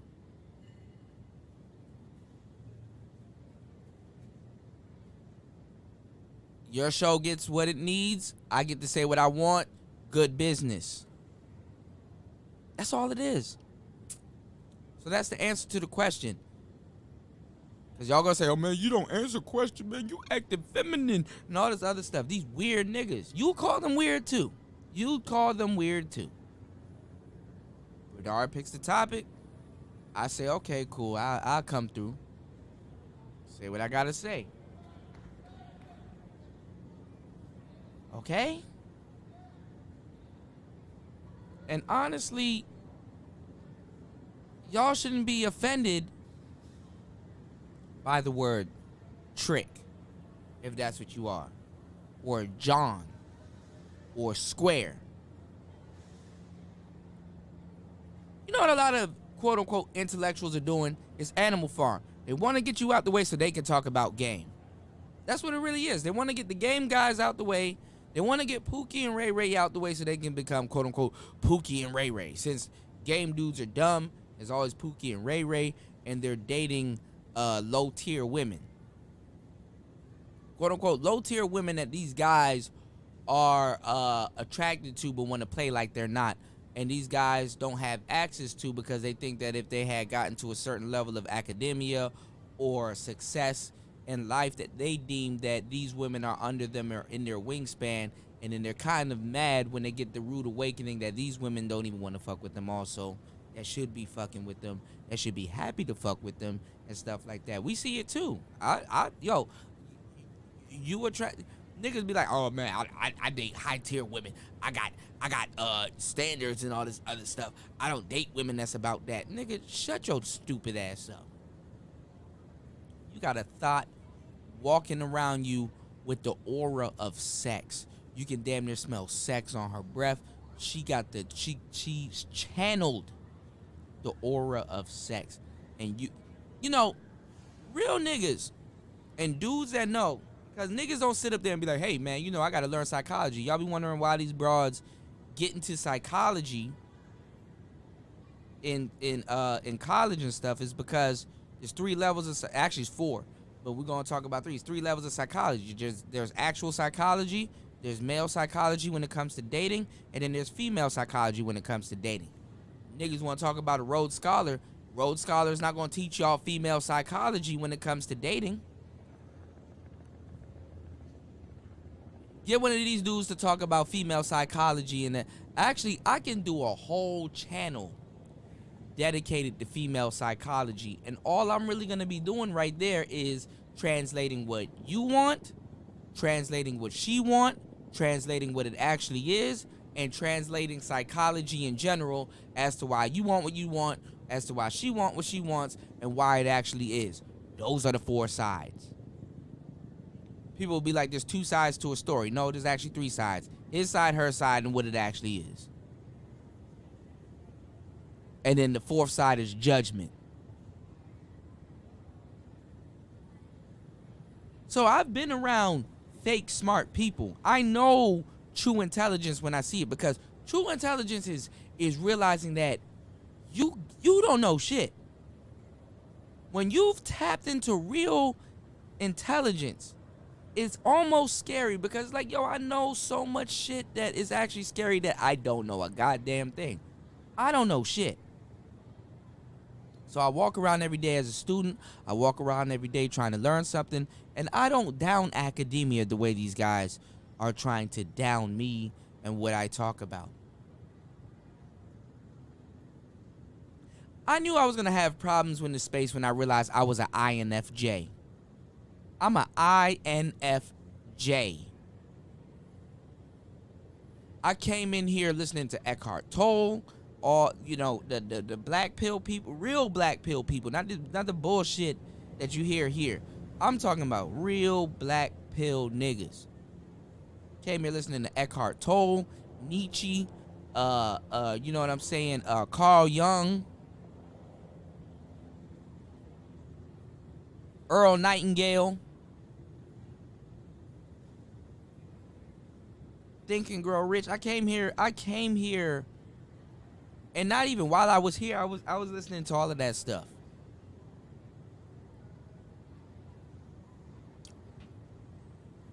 So I know what I'm talking about.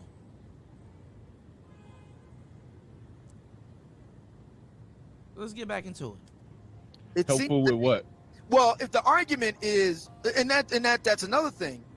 So I'm trying to understand. So hold on, my bad. We're gonna get back into it. So what I'm saying is, I came here. I know what I'm talking about, and I know what I'm saying about knowledge and stuff like that. That's why I'm super offended, and I don't care. I'll be the dummy. I don't care. I like being perceived as a dummy, because that gives me an opening to strike your ass. That gives me an opening to strike your ass. You know, I'm not no idiot. I'm not no dummy. I may do a lot of dumb shit. Cool. Y'all may capture me doing a lot of dumb shit. Good for you. What, you want, a cookie? You know? And Obsidian, shout outs to you. You study martial arts. You should, you at all people should know. And you know me. You know me from a long time ago. This ain't our first rodeo. Shout outs to you. But I've taken boxing. I've taken taekwondo. I've taken karate, but as recently I've been taking I've taken Thai boxing and Brazilian jiu-jitsu for like 2 to 3 years. I really quit Brazilian jiu-jitsu because of my hair, but every once in a while I still jump back into Thai boxing. I'm still connected to Thai boxing. And you know, like, I know that when you start taking the martial arts, it's like you go in there, yeah, man, I'm trying to learn how to defend myself and blah, blah, blah. And after a while, you realize, yo, I'm not trying to hurt nobody. Have you ever looked a nigga dead in his eye and kicked him fucking, like, square in the face? With bro. I've harmed a lot of people in the name of practice, in the name of training, in other cases and stuff like that. I don't want to harm nobody. You go into martial arts thinking that, yo, you know what I'm saying? Yo, you know what I'm saying? I'm trying to defend myself. Then after a while, you wish you don't have to use some of the things that you learn on people. And then that's when it becomes more of a workout, and it becomes more of a mental sport to you.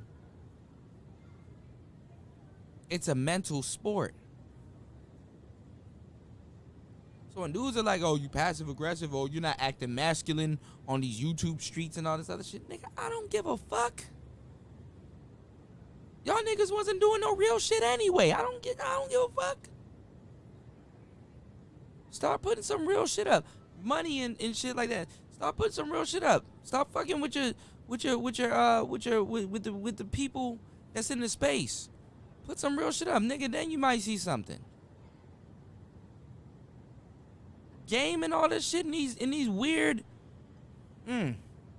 dudes. I'm not worried about that, Obsidian.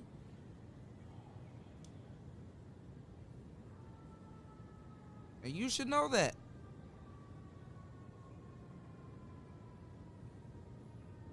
You should know that. Understand what his argument is. His argument is that there are black men within the black manosphere that could do well to improve their dating and mating prospects. If that's the argument, how do you propose to get there if you land-base them with insults like weirdos? Now, that's a great question. I'm not land-basing them with something like weirdos. Okay? Since you're a dating coach right now that you claim to be, and that the manosphere is against it, and I don't understand why you're siding with a lot of weird dudes that are talking shit about you if you're a dating coach. My thing is that these dudes need to learn the game. These dudes need to really take what they got and take it to the next level. Tricking is not the answer. Tricking is not the answer. That check that you're writing here in your video, would you take that and just give it to a woman? Yeah, let me write her a check. Yeah, you can get that out of my account. Let me write her a check. You know, tricking becomes convenient. Tricking is not the answer. It makes no sense being a dating coach if you're going to tell some dudes to pay for it anyway. That's oxymoronic. I tell these dudes to learn the game. These dudes has an adverse reaction to what they hear that they might have to do in their later ages because they wasted a lot of their time in their youth. They're not going to understand it. It doesn't translate to real life. You see? And they've missed the train. So at this point, I gotta teach a grown-ass man how to build a train, how to lay down the tracks, and catch his own train that he's built. Not the one that he missed. And being nice and helpful, trying to teach a nigga how to build a goddamn locomotive is a locomotive. It's dumb to try to do something like that because after a while, these dudes are just not going to listen. These dudes are not going to hear you. These dudes are going to do what the hell they want to do. I can't tell you what to do. I can just tell you how to do it. But then these dudes could turn around and sit up here and talk shit about you, call you a fraud, ask you questions, get endless advice from you, and turn around and talk shit to you, shit on your brand, pretend like they follow you, pretend like they support you, and bite the hand that tries to help them.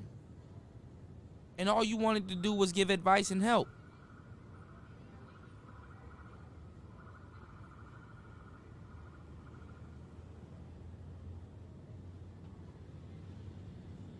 To a certain degree, I can say I've been a dating coach longer than a lot of people in this space. Because a lot of the game that I give out, it will be considered dating coach game. Actually, you know what? I'm going to just write a book. I need to write a book. That's what I need to do. But anyway, that's the answer to your question. You can't say I was ducking it. You can't say I was dodging it. I answered question number 1. So let's see what question number 2 is. Fair point. Fair question. That was actually that was a question that I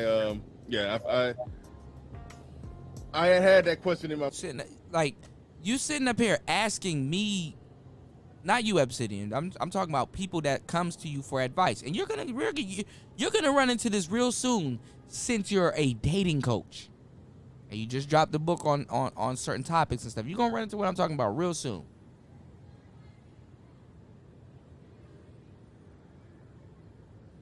You come to me for answers. I didn't come to you. Then when I answer you, you get mad. Well, that's a dumb answer. I don't like this. That's a stupid answer. I don't like that. I wouldn't do it like that. I don't like how that is. I don't like how he said that. He's insulting. He's this, that, and the third. No, now at that point, you're not learning. Now you're trying to tell me what the answer is to a question that you asked me.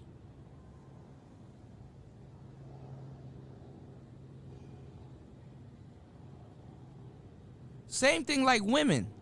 This is also an extendo test. A woman will reject you just to see how you act.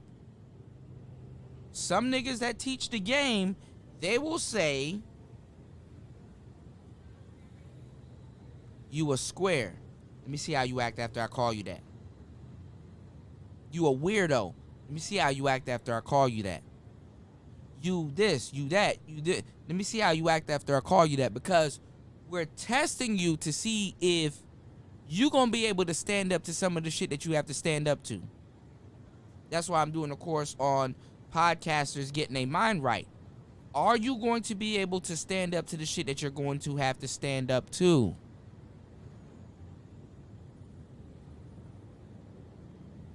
And y'all will sit up there and chastise and chastise and call dudes stupid, whine, complain, bitch, bring up stats, do all this other weird shit.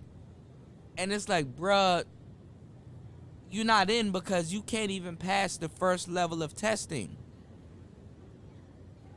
If you worried about some nigga that you don't know on the internet calling you a weirdo, I know for a fact when a woman rejects you in person, you gonna feel a certain type of way. And these are gonna be backed up by the game that I'm about to give y'all, answering the rest of these questions. So let's get back into it. My mind prior to the show, I probably should have wrote it down, but I do agree that part of the problem with some people is, and I understand the concept of being tough and critical when dealing with men. You don't got to put on the kid gloves. You can go ahead and shoot it straight. But it does seem like, to some degree, that if you're seeing a problem and you have the tools to help the individuals that have the problem, it does come off with, like, a lot of people, just it's a negative thing. Like, just come at them like, you're this, you're that, this is wrong with you, you're just a weirdo, you're just a lame, you're a square. It's like, now, what Bernard Riley is saying is absolutely true, but the thing is that now you have the weirdo and the square nigga that can just be able to say anything he wants about you without no repercussions, no, because nobody cares about a square or a weirdo. You could be diagnosing this guy correctly and nobody cares. But he can damage your brand, call you a fraud, say anything that he wants about you, and other guys that think like him that aren't willing to put in any type of work, they will believe that this is true, and this could be damaging to you. This is why guys, they gotta be self-sufficient. There's guys around here talking about some game is for broke dudes. That is so far from the truth, man. The game is misrepresented. Some of y'all got nerve to speak on the game.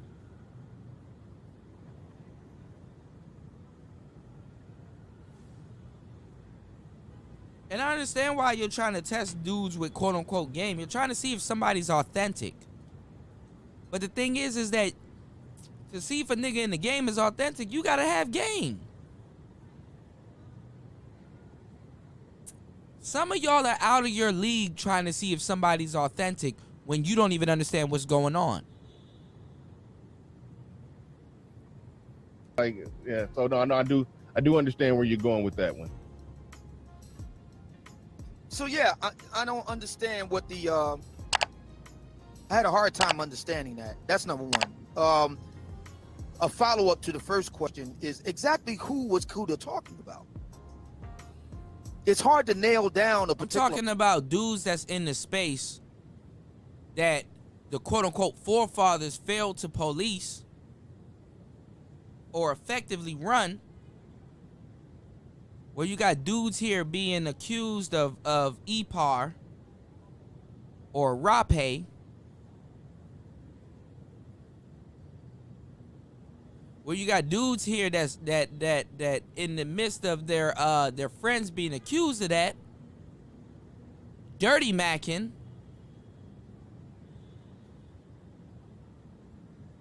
where you got a whole bunch of brothers around here asking for game, then get mad about it, but then hang out in game spaces all the time, trying to sneak soak.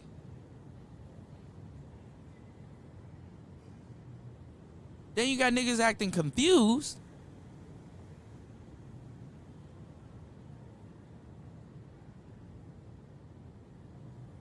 Then you got dudes exposing themselves every time women jump on panels.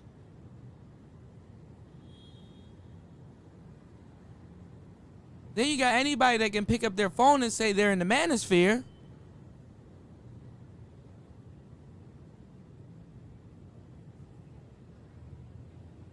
Then you got dudes that are messing around with women that are accusing dudes of EPAR or RAPE, what I like to call it. Then you just got a whole space of niggas just ignoring artifacts altogether. Because I'm gonna put out this podcast and I'm going to have to repeat myself.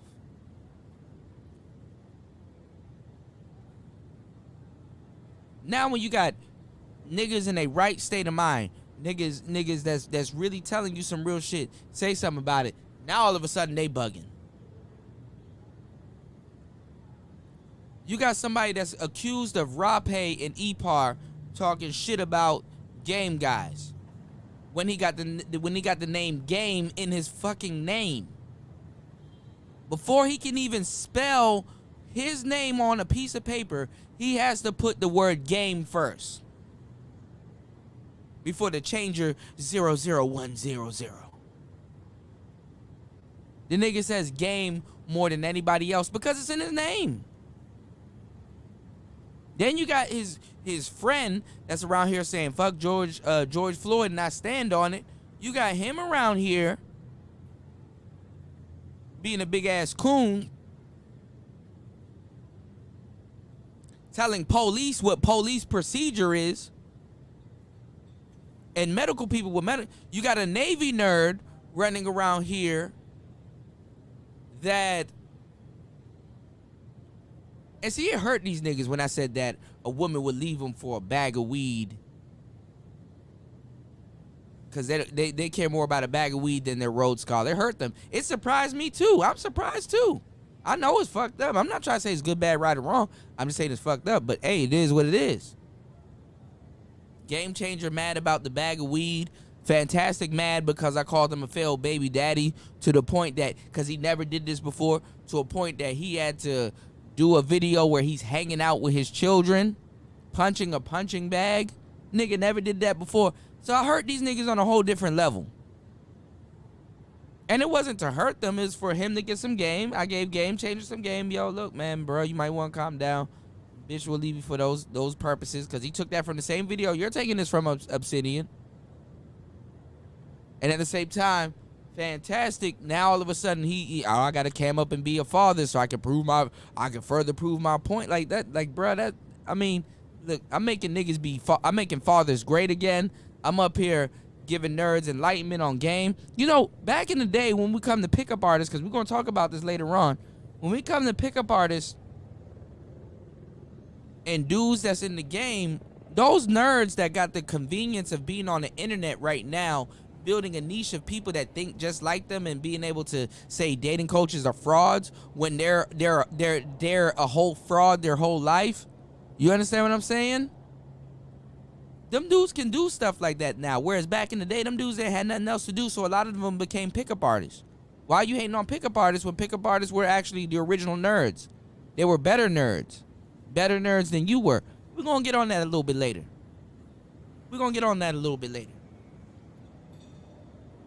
Oh, cause we just getting started, bro. We just getting started. Y'all gonna have to really dissect what I'm talking about here.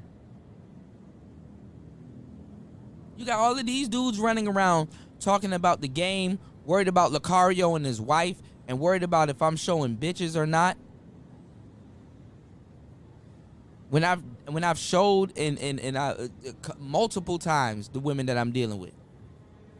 And fellas, it's a trap, because once you show the women that you're dealing with, oh, he just took a picture with her. He wasn't smashing her. Oh, damn, she pretty, but you know what I'm saying? That's his friend. Oh, so it's always something else.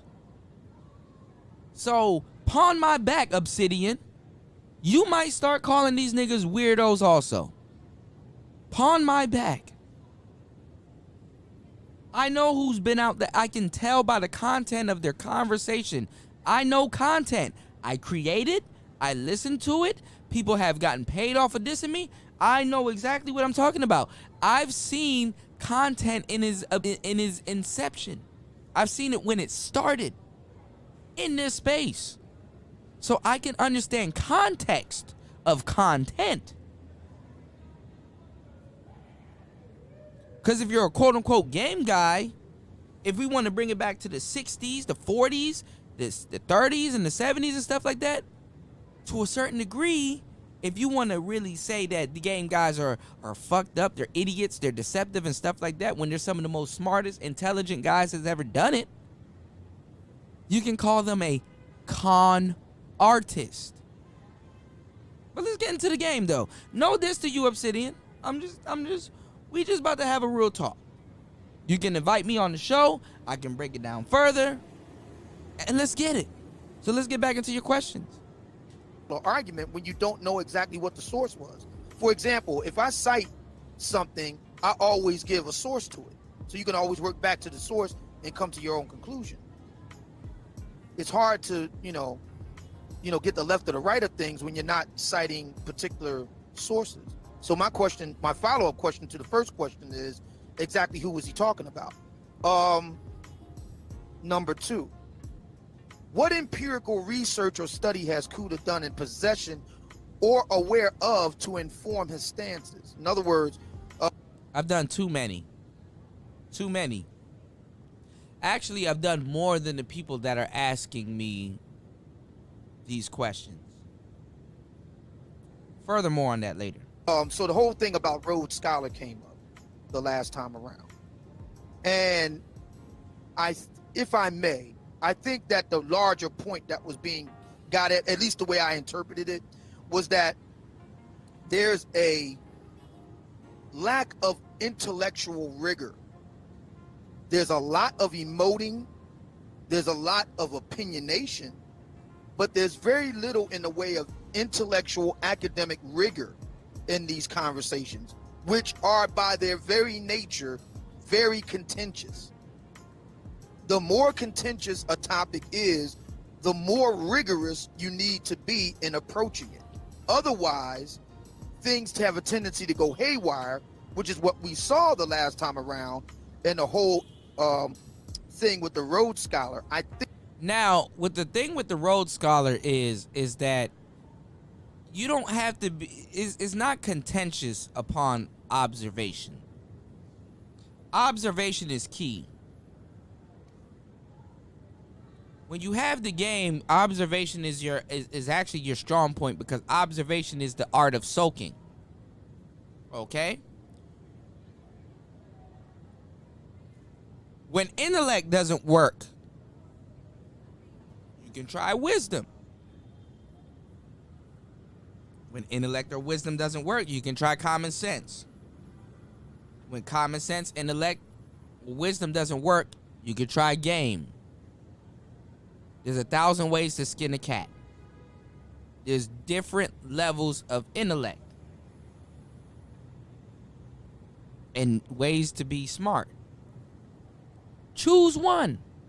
because there's a bunch of them. Okay?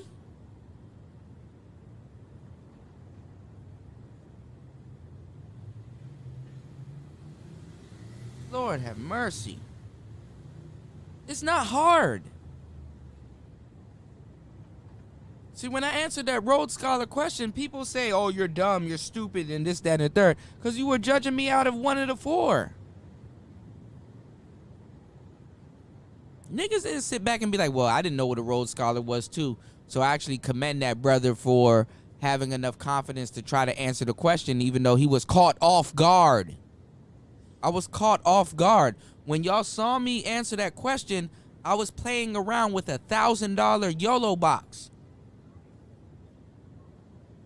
I'm trying to sit up there and try to sign into the goddamn YOLO box. Google like, yo, what's your password? I'm like, shit, I forgot my password and stuff like that. And some weird nigga that's not a Rhodes Scholar asking me what the hell a Rhodes Scholar was. I was like, oh, okay, well, was it somebody that's on the road? That's a student that's traveling? Cause you got dudes that will start that'll do 2 years in one school and then finish the rest of their you know, getting their degree at another school. They do that a lot here, so I just didn't know. People start off in community college here, and then they go to university or another college here, and then they get their degree, and then it's like, okay, well, so? And how dudes conduct themselves here in the Manosphere, there's no Rhodes Scholars. And the people that were judging me about the Rhodes Scholarship, they wouldn't know about a Rhodes Scholar if it wasn't for football or anything else. Because the only reason why they know about it because football, a certain football player got a Rhodes Scholarship. Okay, there's 1,000 ways to skin a cat. Every millionaire is not a Rhodes Scholar. I think the point was there was a lack of rigor. Just getting on and saying whatever you want to say is one thing. Getting on and giving an erudite series of statements is something else. So my question to Kuda was, what empirical research or study had he? Give me 1 second, y'all. I'll be right back.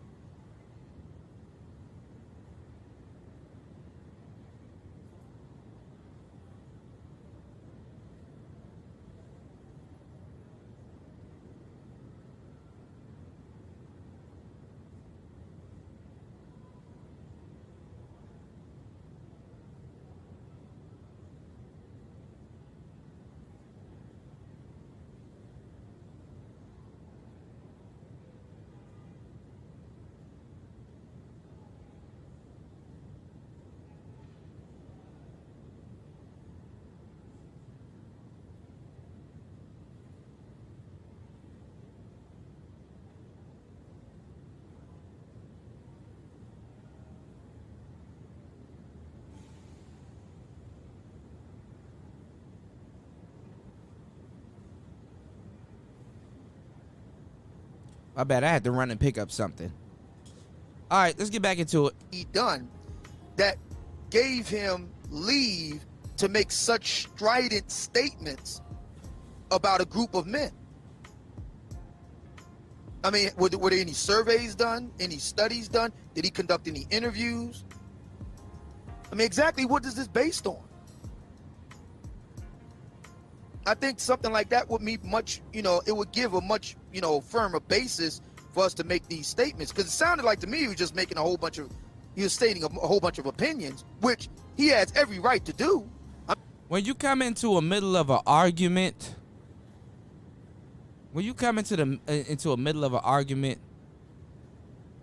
you kind of don't know what's going on. You know, some of y'all are more on my side than you think. But let's get it. I'm not saying he doesn't have a right to his opinions, but then you open yourself up to the Rhodes Scholar incident when you do that. So that would be the second question. The third question I have for DJ Kuda is he aware of the term the interdisciplinary field or interdisciplinary study? The reason why I asked that is because he made a number of statements about how, and I'm assuming he was talking about black dating coaches extant in the current black manosphere space. He had made statements to the effect that they were contradicting each other or Yes. had approaches that would seem to be or perceived to be contradictory to each other. And okay, I don't know if I buy the premise, but assuming for the moment that that's true, then that can be approached through the tools of the academy. And that's the reason why I asked about interdisciplinary fields or interdisciplinary studies. The idea that academics from various fields can come together and take a more unified approach towards solving a problem. My point being is that if indeed there are black dating coaches who have seemingly contradictory approaches toward dating and mating, is there a way to have an interdisciplinary field of study that allows you to kind of amalgamate the various approaches toward achieving a particular end or goal? Now, stop right there. Really good question, Obsidian. Really good question. Now, this is what a lot of brothers try to do, and this is what a lot of brothers fail to do, because you have to understand what you're asking is, see how y'all come to us for game, and I have answers for you, but watch how people get mad about this. Watch how people get mad about what I'm about to say. Now, this is the thing. This is what a lot of brothers tried to do, and it didn't work. The problem is, when you have a square, a guy that doesn't know anything about getting women, a guy that doesn't know about anything about getting women, trying to get into it, where his problem starts is that he's getting into it. So he's not going to understand the differences between all the styles and things about the different dating coaches because he's not used to it. So he doesn't have a barometer to distinguish the differences between what each dating coach is talking about and how each dating coach goes about dealing with women versus female psychology, his particular standards, and how to deal with women and things like that. And the reason why a lot of these brothers are fucked up in the game is because they had multiple gurus. That was a real big problem that wasn't solved in the game. Dudes having multiple gurus. You can't listen to an Alan Roger Curry and expect David X's game to work, or Lucario's game to work, or Steve Dedean's game to work, or Tariq's game to work, or Rosebud's game to work, or AMS's game to work, or Angry Man's game to work, or Ron Will's game to work, or Player Supreme games to work, or Jap's game to work, or Tyler's game to work, or Mystery's game to work, or Ross Jeffrey's game to work, Style, Ozzy, Matador, Ten Magnet, Savoy, all of these dudes. You cannot listen to 3 or 4 of them and think that you have enough gall to soak up what they're talking about and try to get all their game to work. Combinations doesn't always lead to outcomes. Especially if you're getting into something and don't know what you're trying to do. It's like you're trying to create art and you're looking at all these great artists and stuff like, no, you gotta at least study one. And the thing about it is that you gotta know the game. See, Alan Roger Curry, his approach is not to waste time, but you can leave pussy on the table. Whereas other people, you know, you can listen to a Lucario or Steve Dedina or Tariq and stuff like that, and you can enter in small talk and things with other women, and you can waste your time if you don't know how to engage in those things and waste time with women. Whereas Alan Roger Curry is cold approach, mode 1. He's not gonna tell you, but the secret to Alan Roger Curry's shit, and me and him talked about it, and we kind of gave each other the player nod, you know what I'm saying, because I know what he's talking about, is cold reading. His game is not about wasting time, it's about being bold, and you could possibly leave vagina on the table. It's a part of it. Let's get back into it. My fourth question.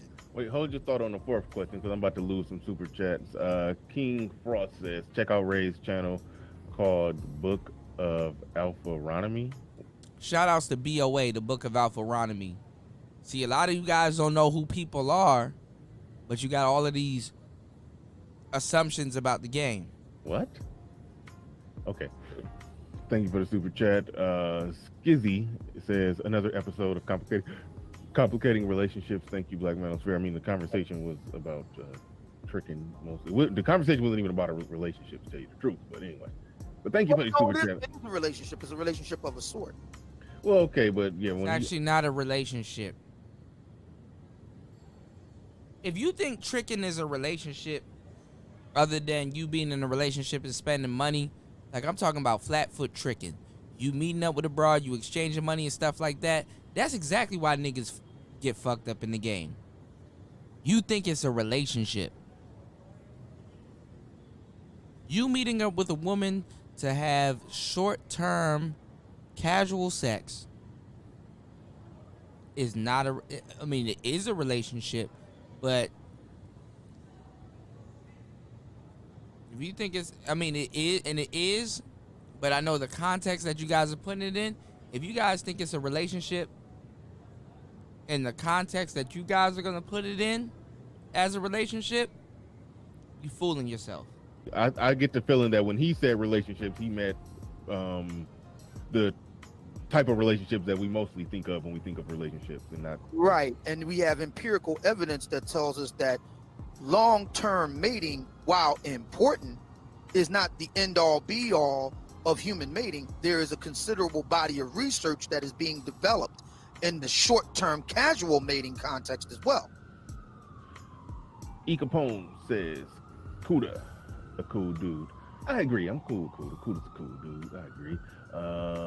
Shout out to you. Thank you for the super chat. Appreciate that. Indigenous TV in the building. He says, what up? Thank you for the super chat. Indigenous TV. Also, we got Diddy Jerk in the building. Says, do you feel that tricking is really just compensating for something you want compared to something that is freely available, or compensating for something you lack in compassion? I like the way you put that. It's compensating for something you want versus compensating for something you lack. I would say that's a good question, because relationships in general are transactional to the extent that you want to partner with someone, and this doesn't necessarily even mean in a intimate, romantic, sexual context. This can also mean in a platonic friend context. People tend to want to get with people who are complementary to themselves in some way. So, yeah, I would say, yeah, that's definitely something. You want to get something from someone that you lack that will better improve your life in some kind of way. Young J216 says, somebody tell me what academia has to do with the concept of tricking. Quite a bit. There's a robust area of research. Lots of women's studies deal with this. For example, there is a rich canon of evolutionary psychological research in this regard. I've mentioned the name many times. I'll mention him again. David Buss. You can look up his Buss Lab. out of University of Texas at Austin. There's a lot of, there's a lot of it. There's a lot of research on insofar as that is concerned. So I would urge the listener to look it up. Skizzy clarified he means all types of relationships. Thank you for the super chat. Appreciate that. Ace in Space says, Kuda right. You can't trick and lead with your wallet and pay top dollar and then complain that gold diggers. There you go, cobbling people together. Who are you talking about? Who's complaining about gold diggers?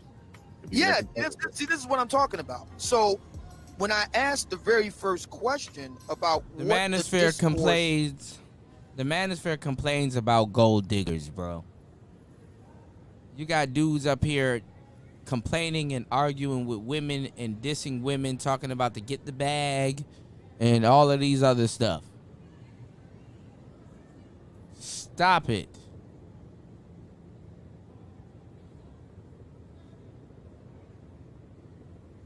We can't even get the Manosphere to be truthful that the message changed. Kuda exposed that the Manosphere went from trying to nation build to just straight up tricking. And how much of a coincidence that it's springtime now and it's summertime now, man? Hey, look, man, on some player shit, man. We out here. We getting at these bitches, bro.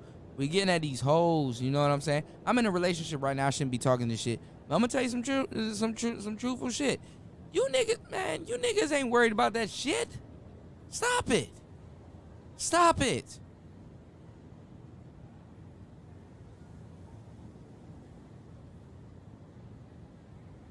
I can understand dudes getting at women, but bruh, nigga.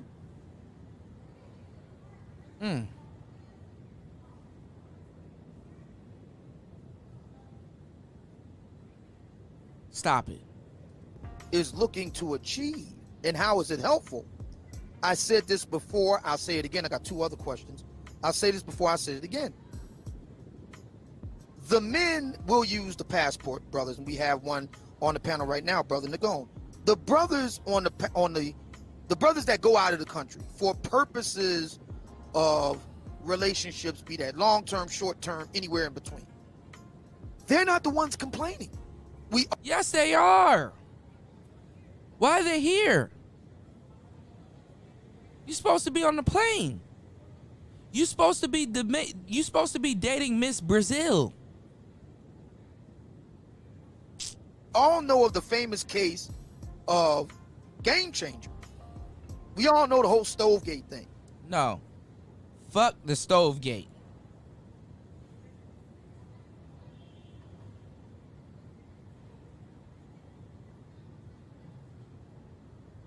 I knew about Neon Eyes and what had happened going on for a long time. I've been in these YouTube streets. Go find out what happened with Neon Eyes. Look, I defended Game Changer. Game Changer, you know I defended you before you turned your back on me, you fuck nigga. You know what I'm saying is true.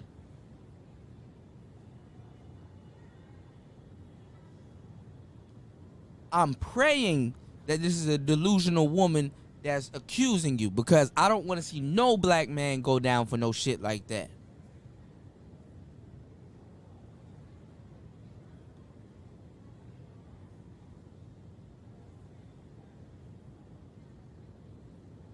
But little by little, you destroying yourself.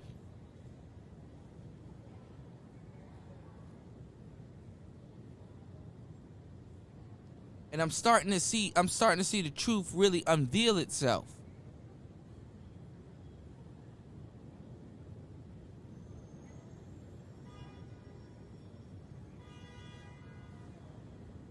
And China and Cocaine Kells, y'all been talking shit about them?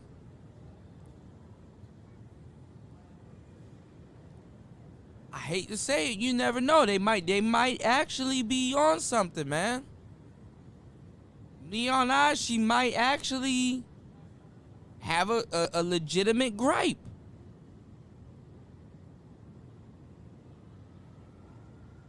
And dudes like you should be shutting the fuck up. I shut the fuck up.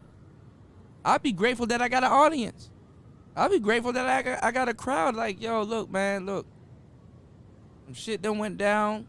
I can't really explain the details of it, but you know what? I'm going to keep doing me. I'm going to keep doing what I do. I wouldn't be showing up talking about other niggas and his wife. I wouldn't be showing up talking about fuck game and all this other stuff. I'd shut the fuck up. I'd be grateful. But dudes want to sit around here and talk all of this other shit when they got women around here accusing them of RAPE.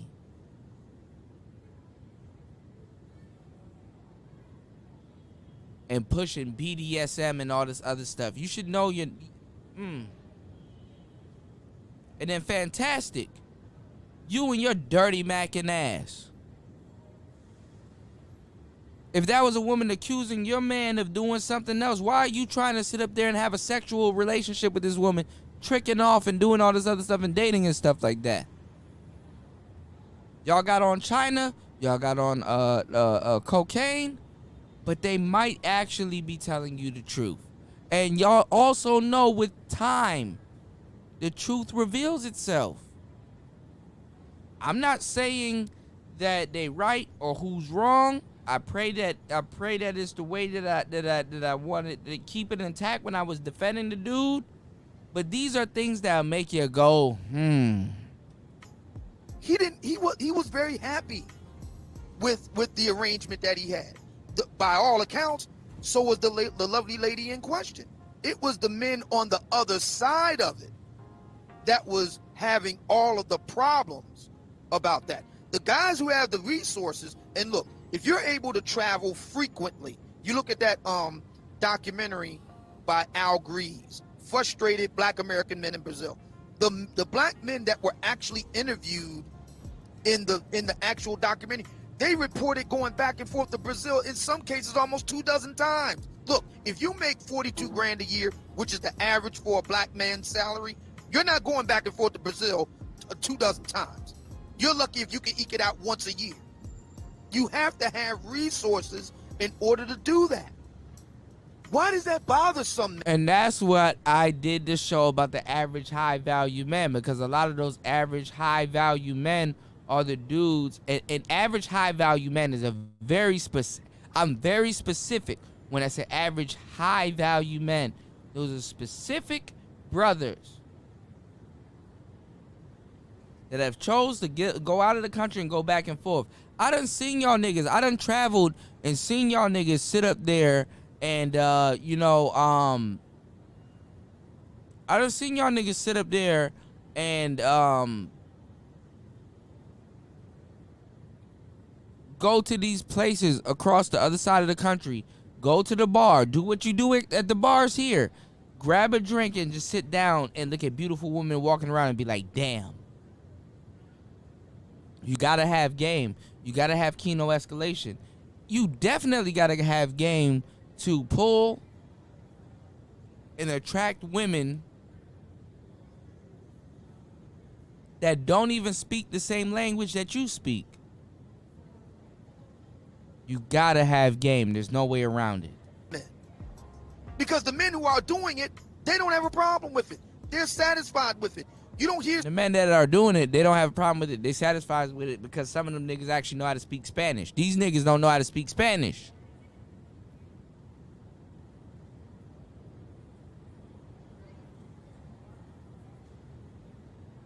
Stop it. stories regaling us of, materialistic gold digging women and all that sort of thing. It's the guys on the other side.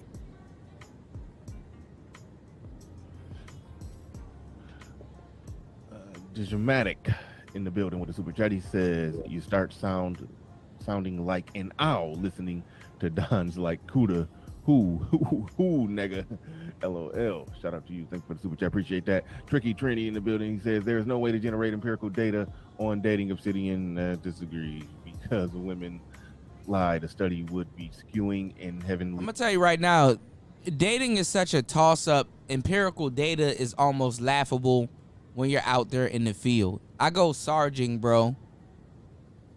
If you wanna ask, Let me tell you something, man. I should get paid, bro. You need to come to the source. You need to come to the source. I'm offended. You need to come to the source. I go outside. I actually know about neuro-linguistic programming. I know what I'm talking about. I know exactly what I'm talking about. But I'm a nigga. I'm not no white boy. I'm not sitting in no mansion. I know what I'm talking about.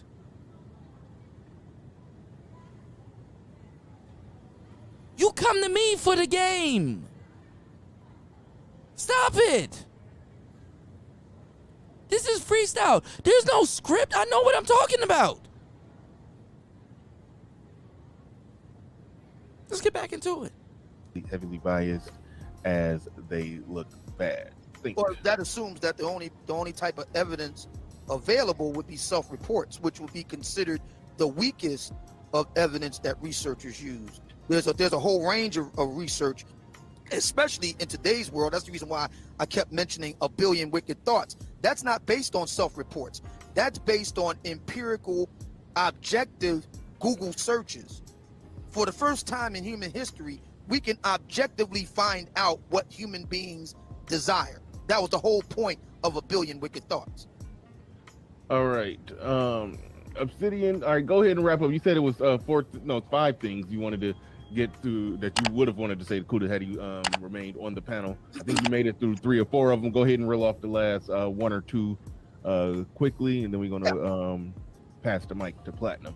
Yeah, my 2 remaining questions for DJ Kuda. Shout out to Platinum. Number 4, what exactly is contradictory, in quotes, about, say, 3 major dating coaches in the Black Manosphere? I mean, and he's free to choose those 3 names, whoever he thinks are verified names in the Black Manosphere. Exactly what are they saying that's contradictory? He never specified that. And lastly, he does know about sarging. He does know about pickup. So with that being said, sarging, which is a concept that was invented Actually, I've done it, and I do know about sarging, and I know about pickup. So let me answer your question right here, and final and for all, because I know you guys are going to hear the answer, and then you guys are going to be offended by it in a lot of cases.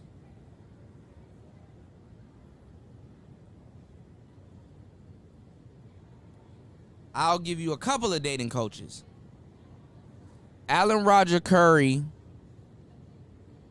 his mode 1 approach is totally different from Steve the Dean's approach.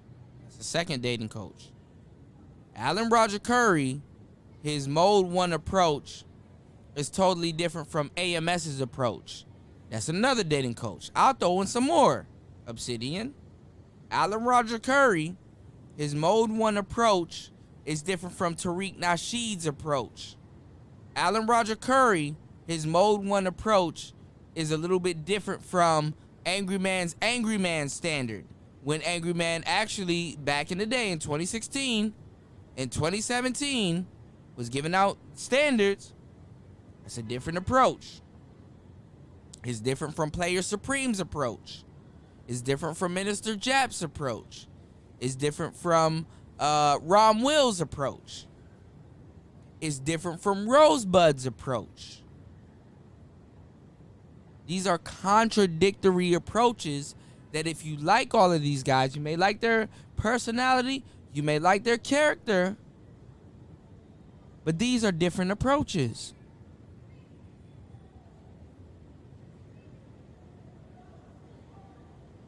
And these are contradictory with how they go about doing things, because these are totally different schools of thought. And that's what a lot of people didn't realize when they were having multiple dating gurus, because they were getting into the internet. This is something that you can't teach people. When you're getting into the internet, you're getting into a lot of people, you're getting into a lot of their content. Sometimes you can't listen to a DJ Kuda, you can't listen to an Obsidian when it comes to getting bitches. I'm just saying, because I'm not saying it's good, bad. I'm not saying it's right. I'm not saying it's wrong. Obsidian will tell you to do something. I will tell you to do something completely different. Then you get mad at me, and then now all of a sudden, I'm a fraud.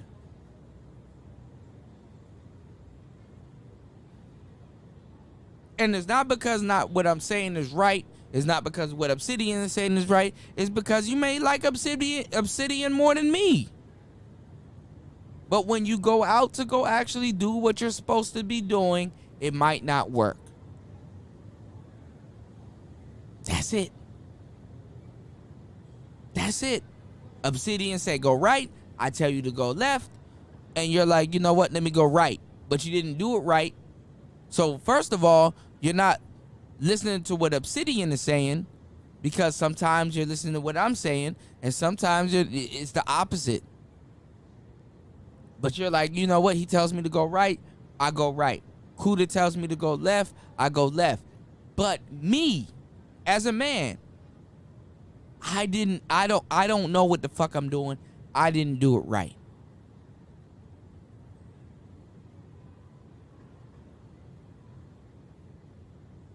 And then I get mad, metaphor, when I go nowhere. I thought I was going right. I heard to go left, but I ain't going nowhere. And this is the problem. Ross Jeffries, the act of going out specifically to pick up women is known. And it changed from Ross Jeffries. Ross Jeffries wasn't just the act of going out to specifically pick up women. It was to go out to actually sharpen your skills. Known in the clinical literature as mating effort. So Kuda and his buddies back in the day going out sergeant, they were engaging in mating effort. So are the guys who take their passport, put it up in the sky, and go elsewhere. That too is mating effort. No, that's not. That's called that's tourism prostitution. Why is one form of mating effort okay, but the other form of mating effort is not okay? Please explain.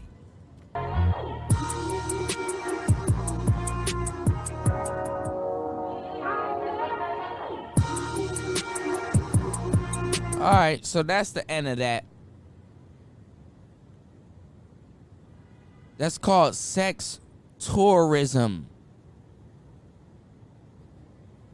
You're going out to have sex with other women. You're not going out to create a family. You're not learning how to speak Spanish. You're not learning how to do none of that. It's called sex tourism.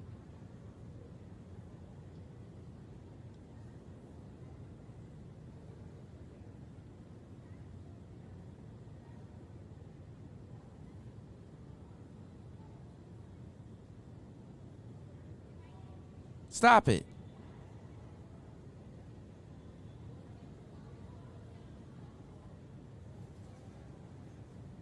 It's called sex tourism.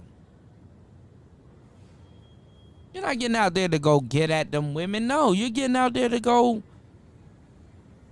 get them into prostitution. You getting prostitutes. You're just going somewhere to get prostitution.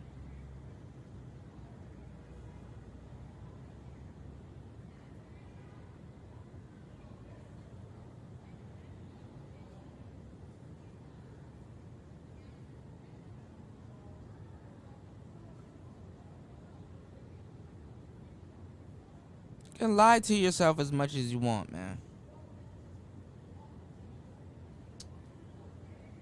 Hey, listen, man. Any more game I'm gonna give y'all, man? Yo, it gotta be behind the paywall, man. It's player talk. It's DJ Kuda. I'm out. You got 2 hours and 45 minutes of some cold hard game. I'm one of the hardest niggas, one of the coldest niggas in the game that y'all know.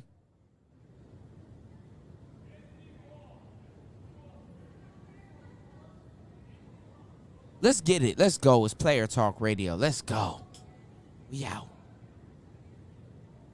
Tired of this shit. Shout outs to Obsidian. Put me on the show. I got you. Put me on the show.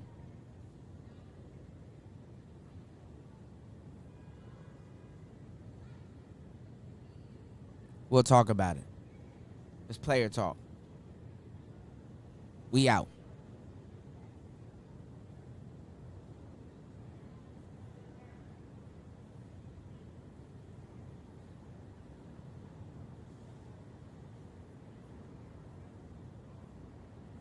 How do I turn this shit off?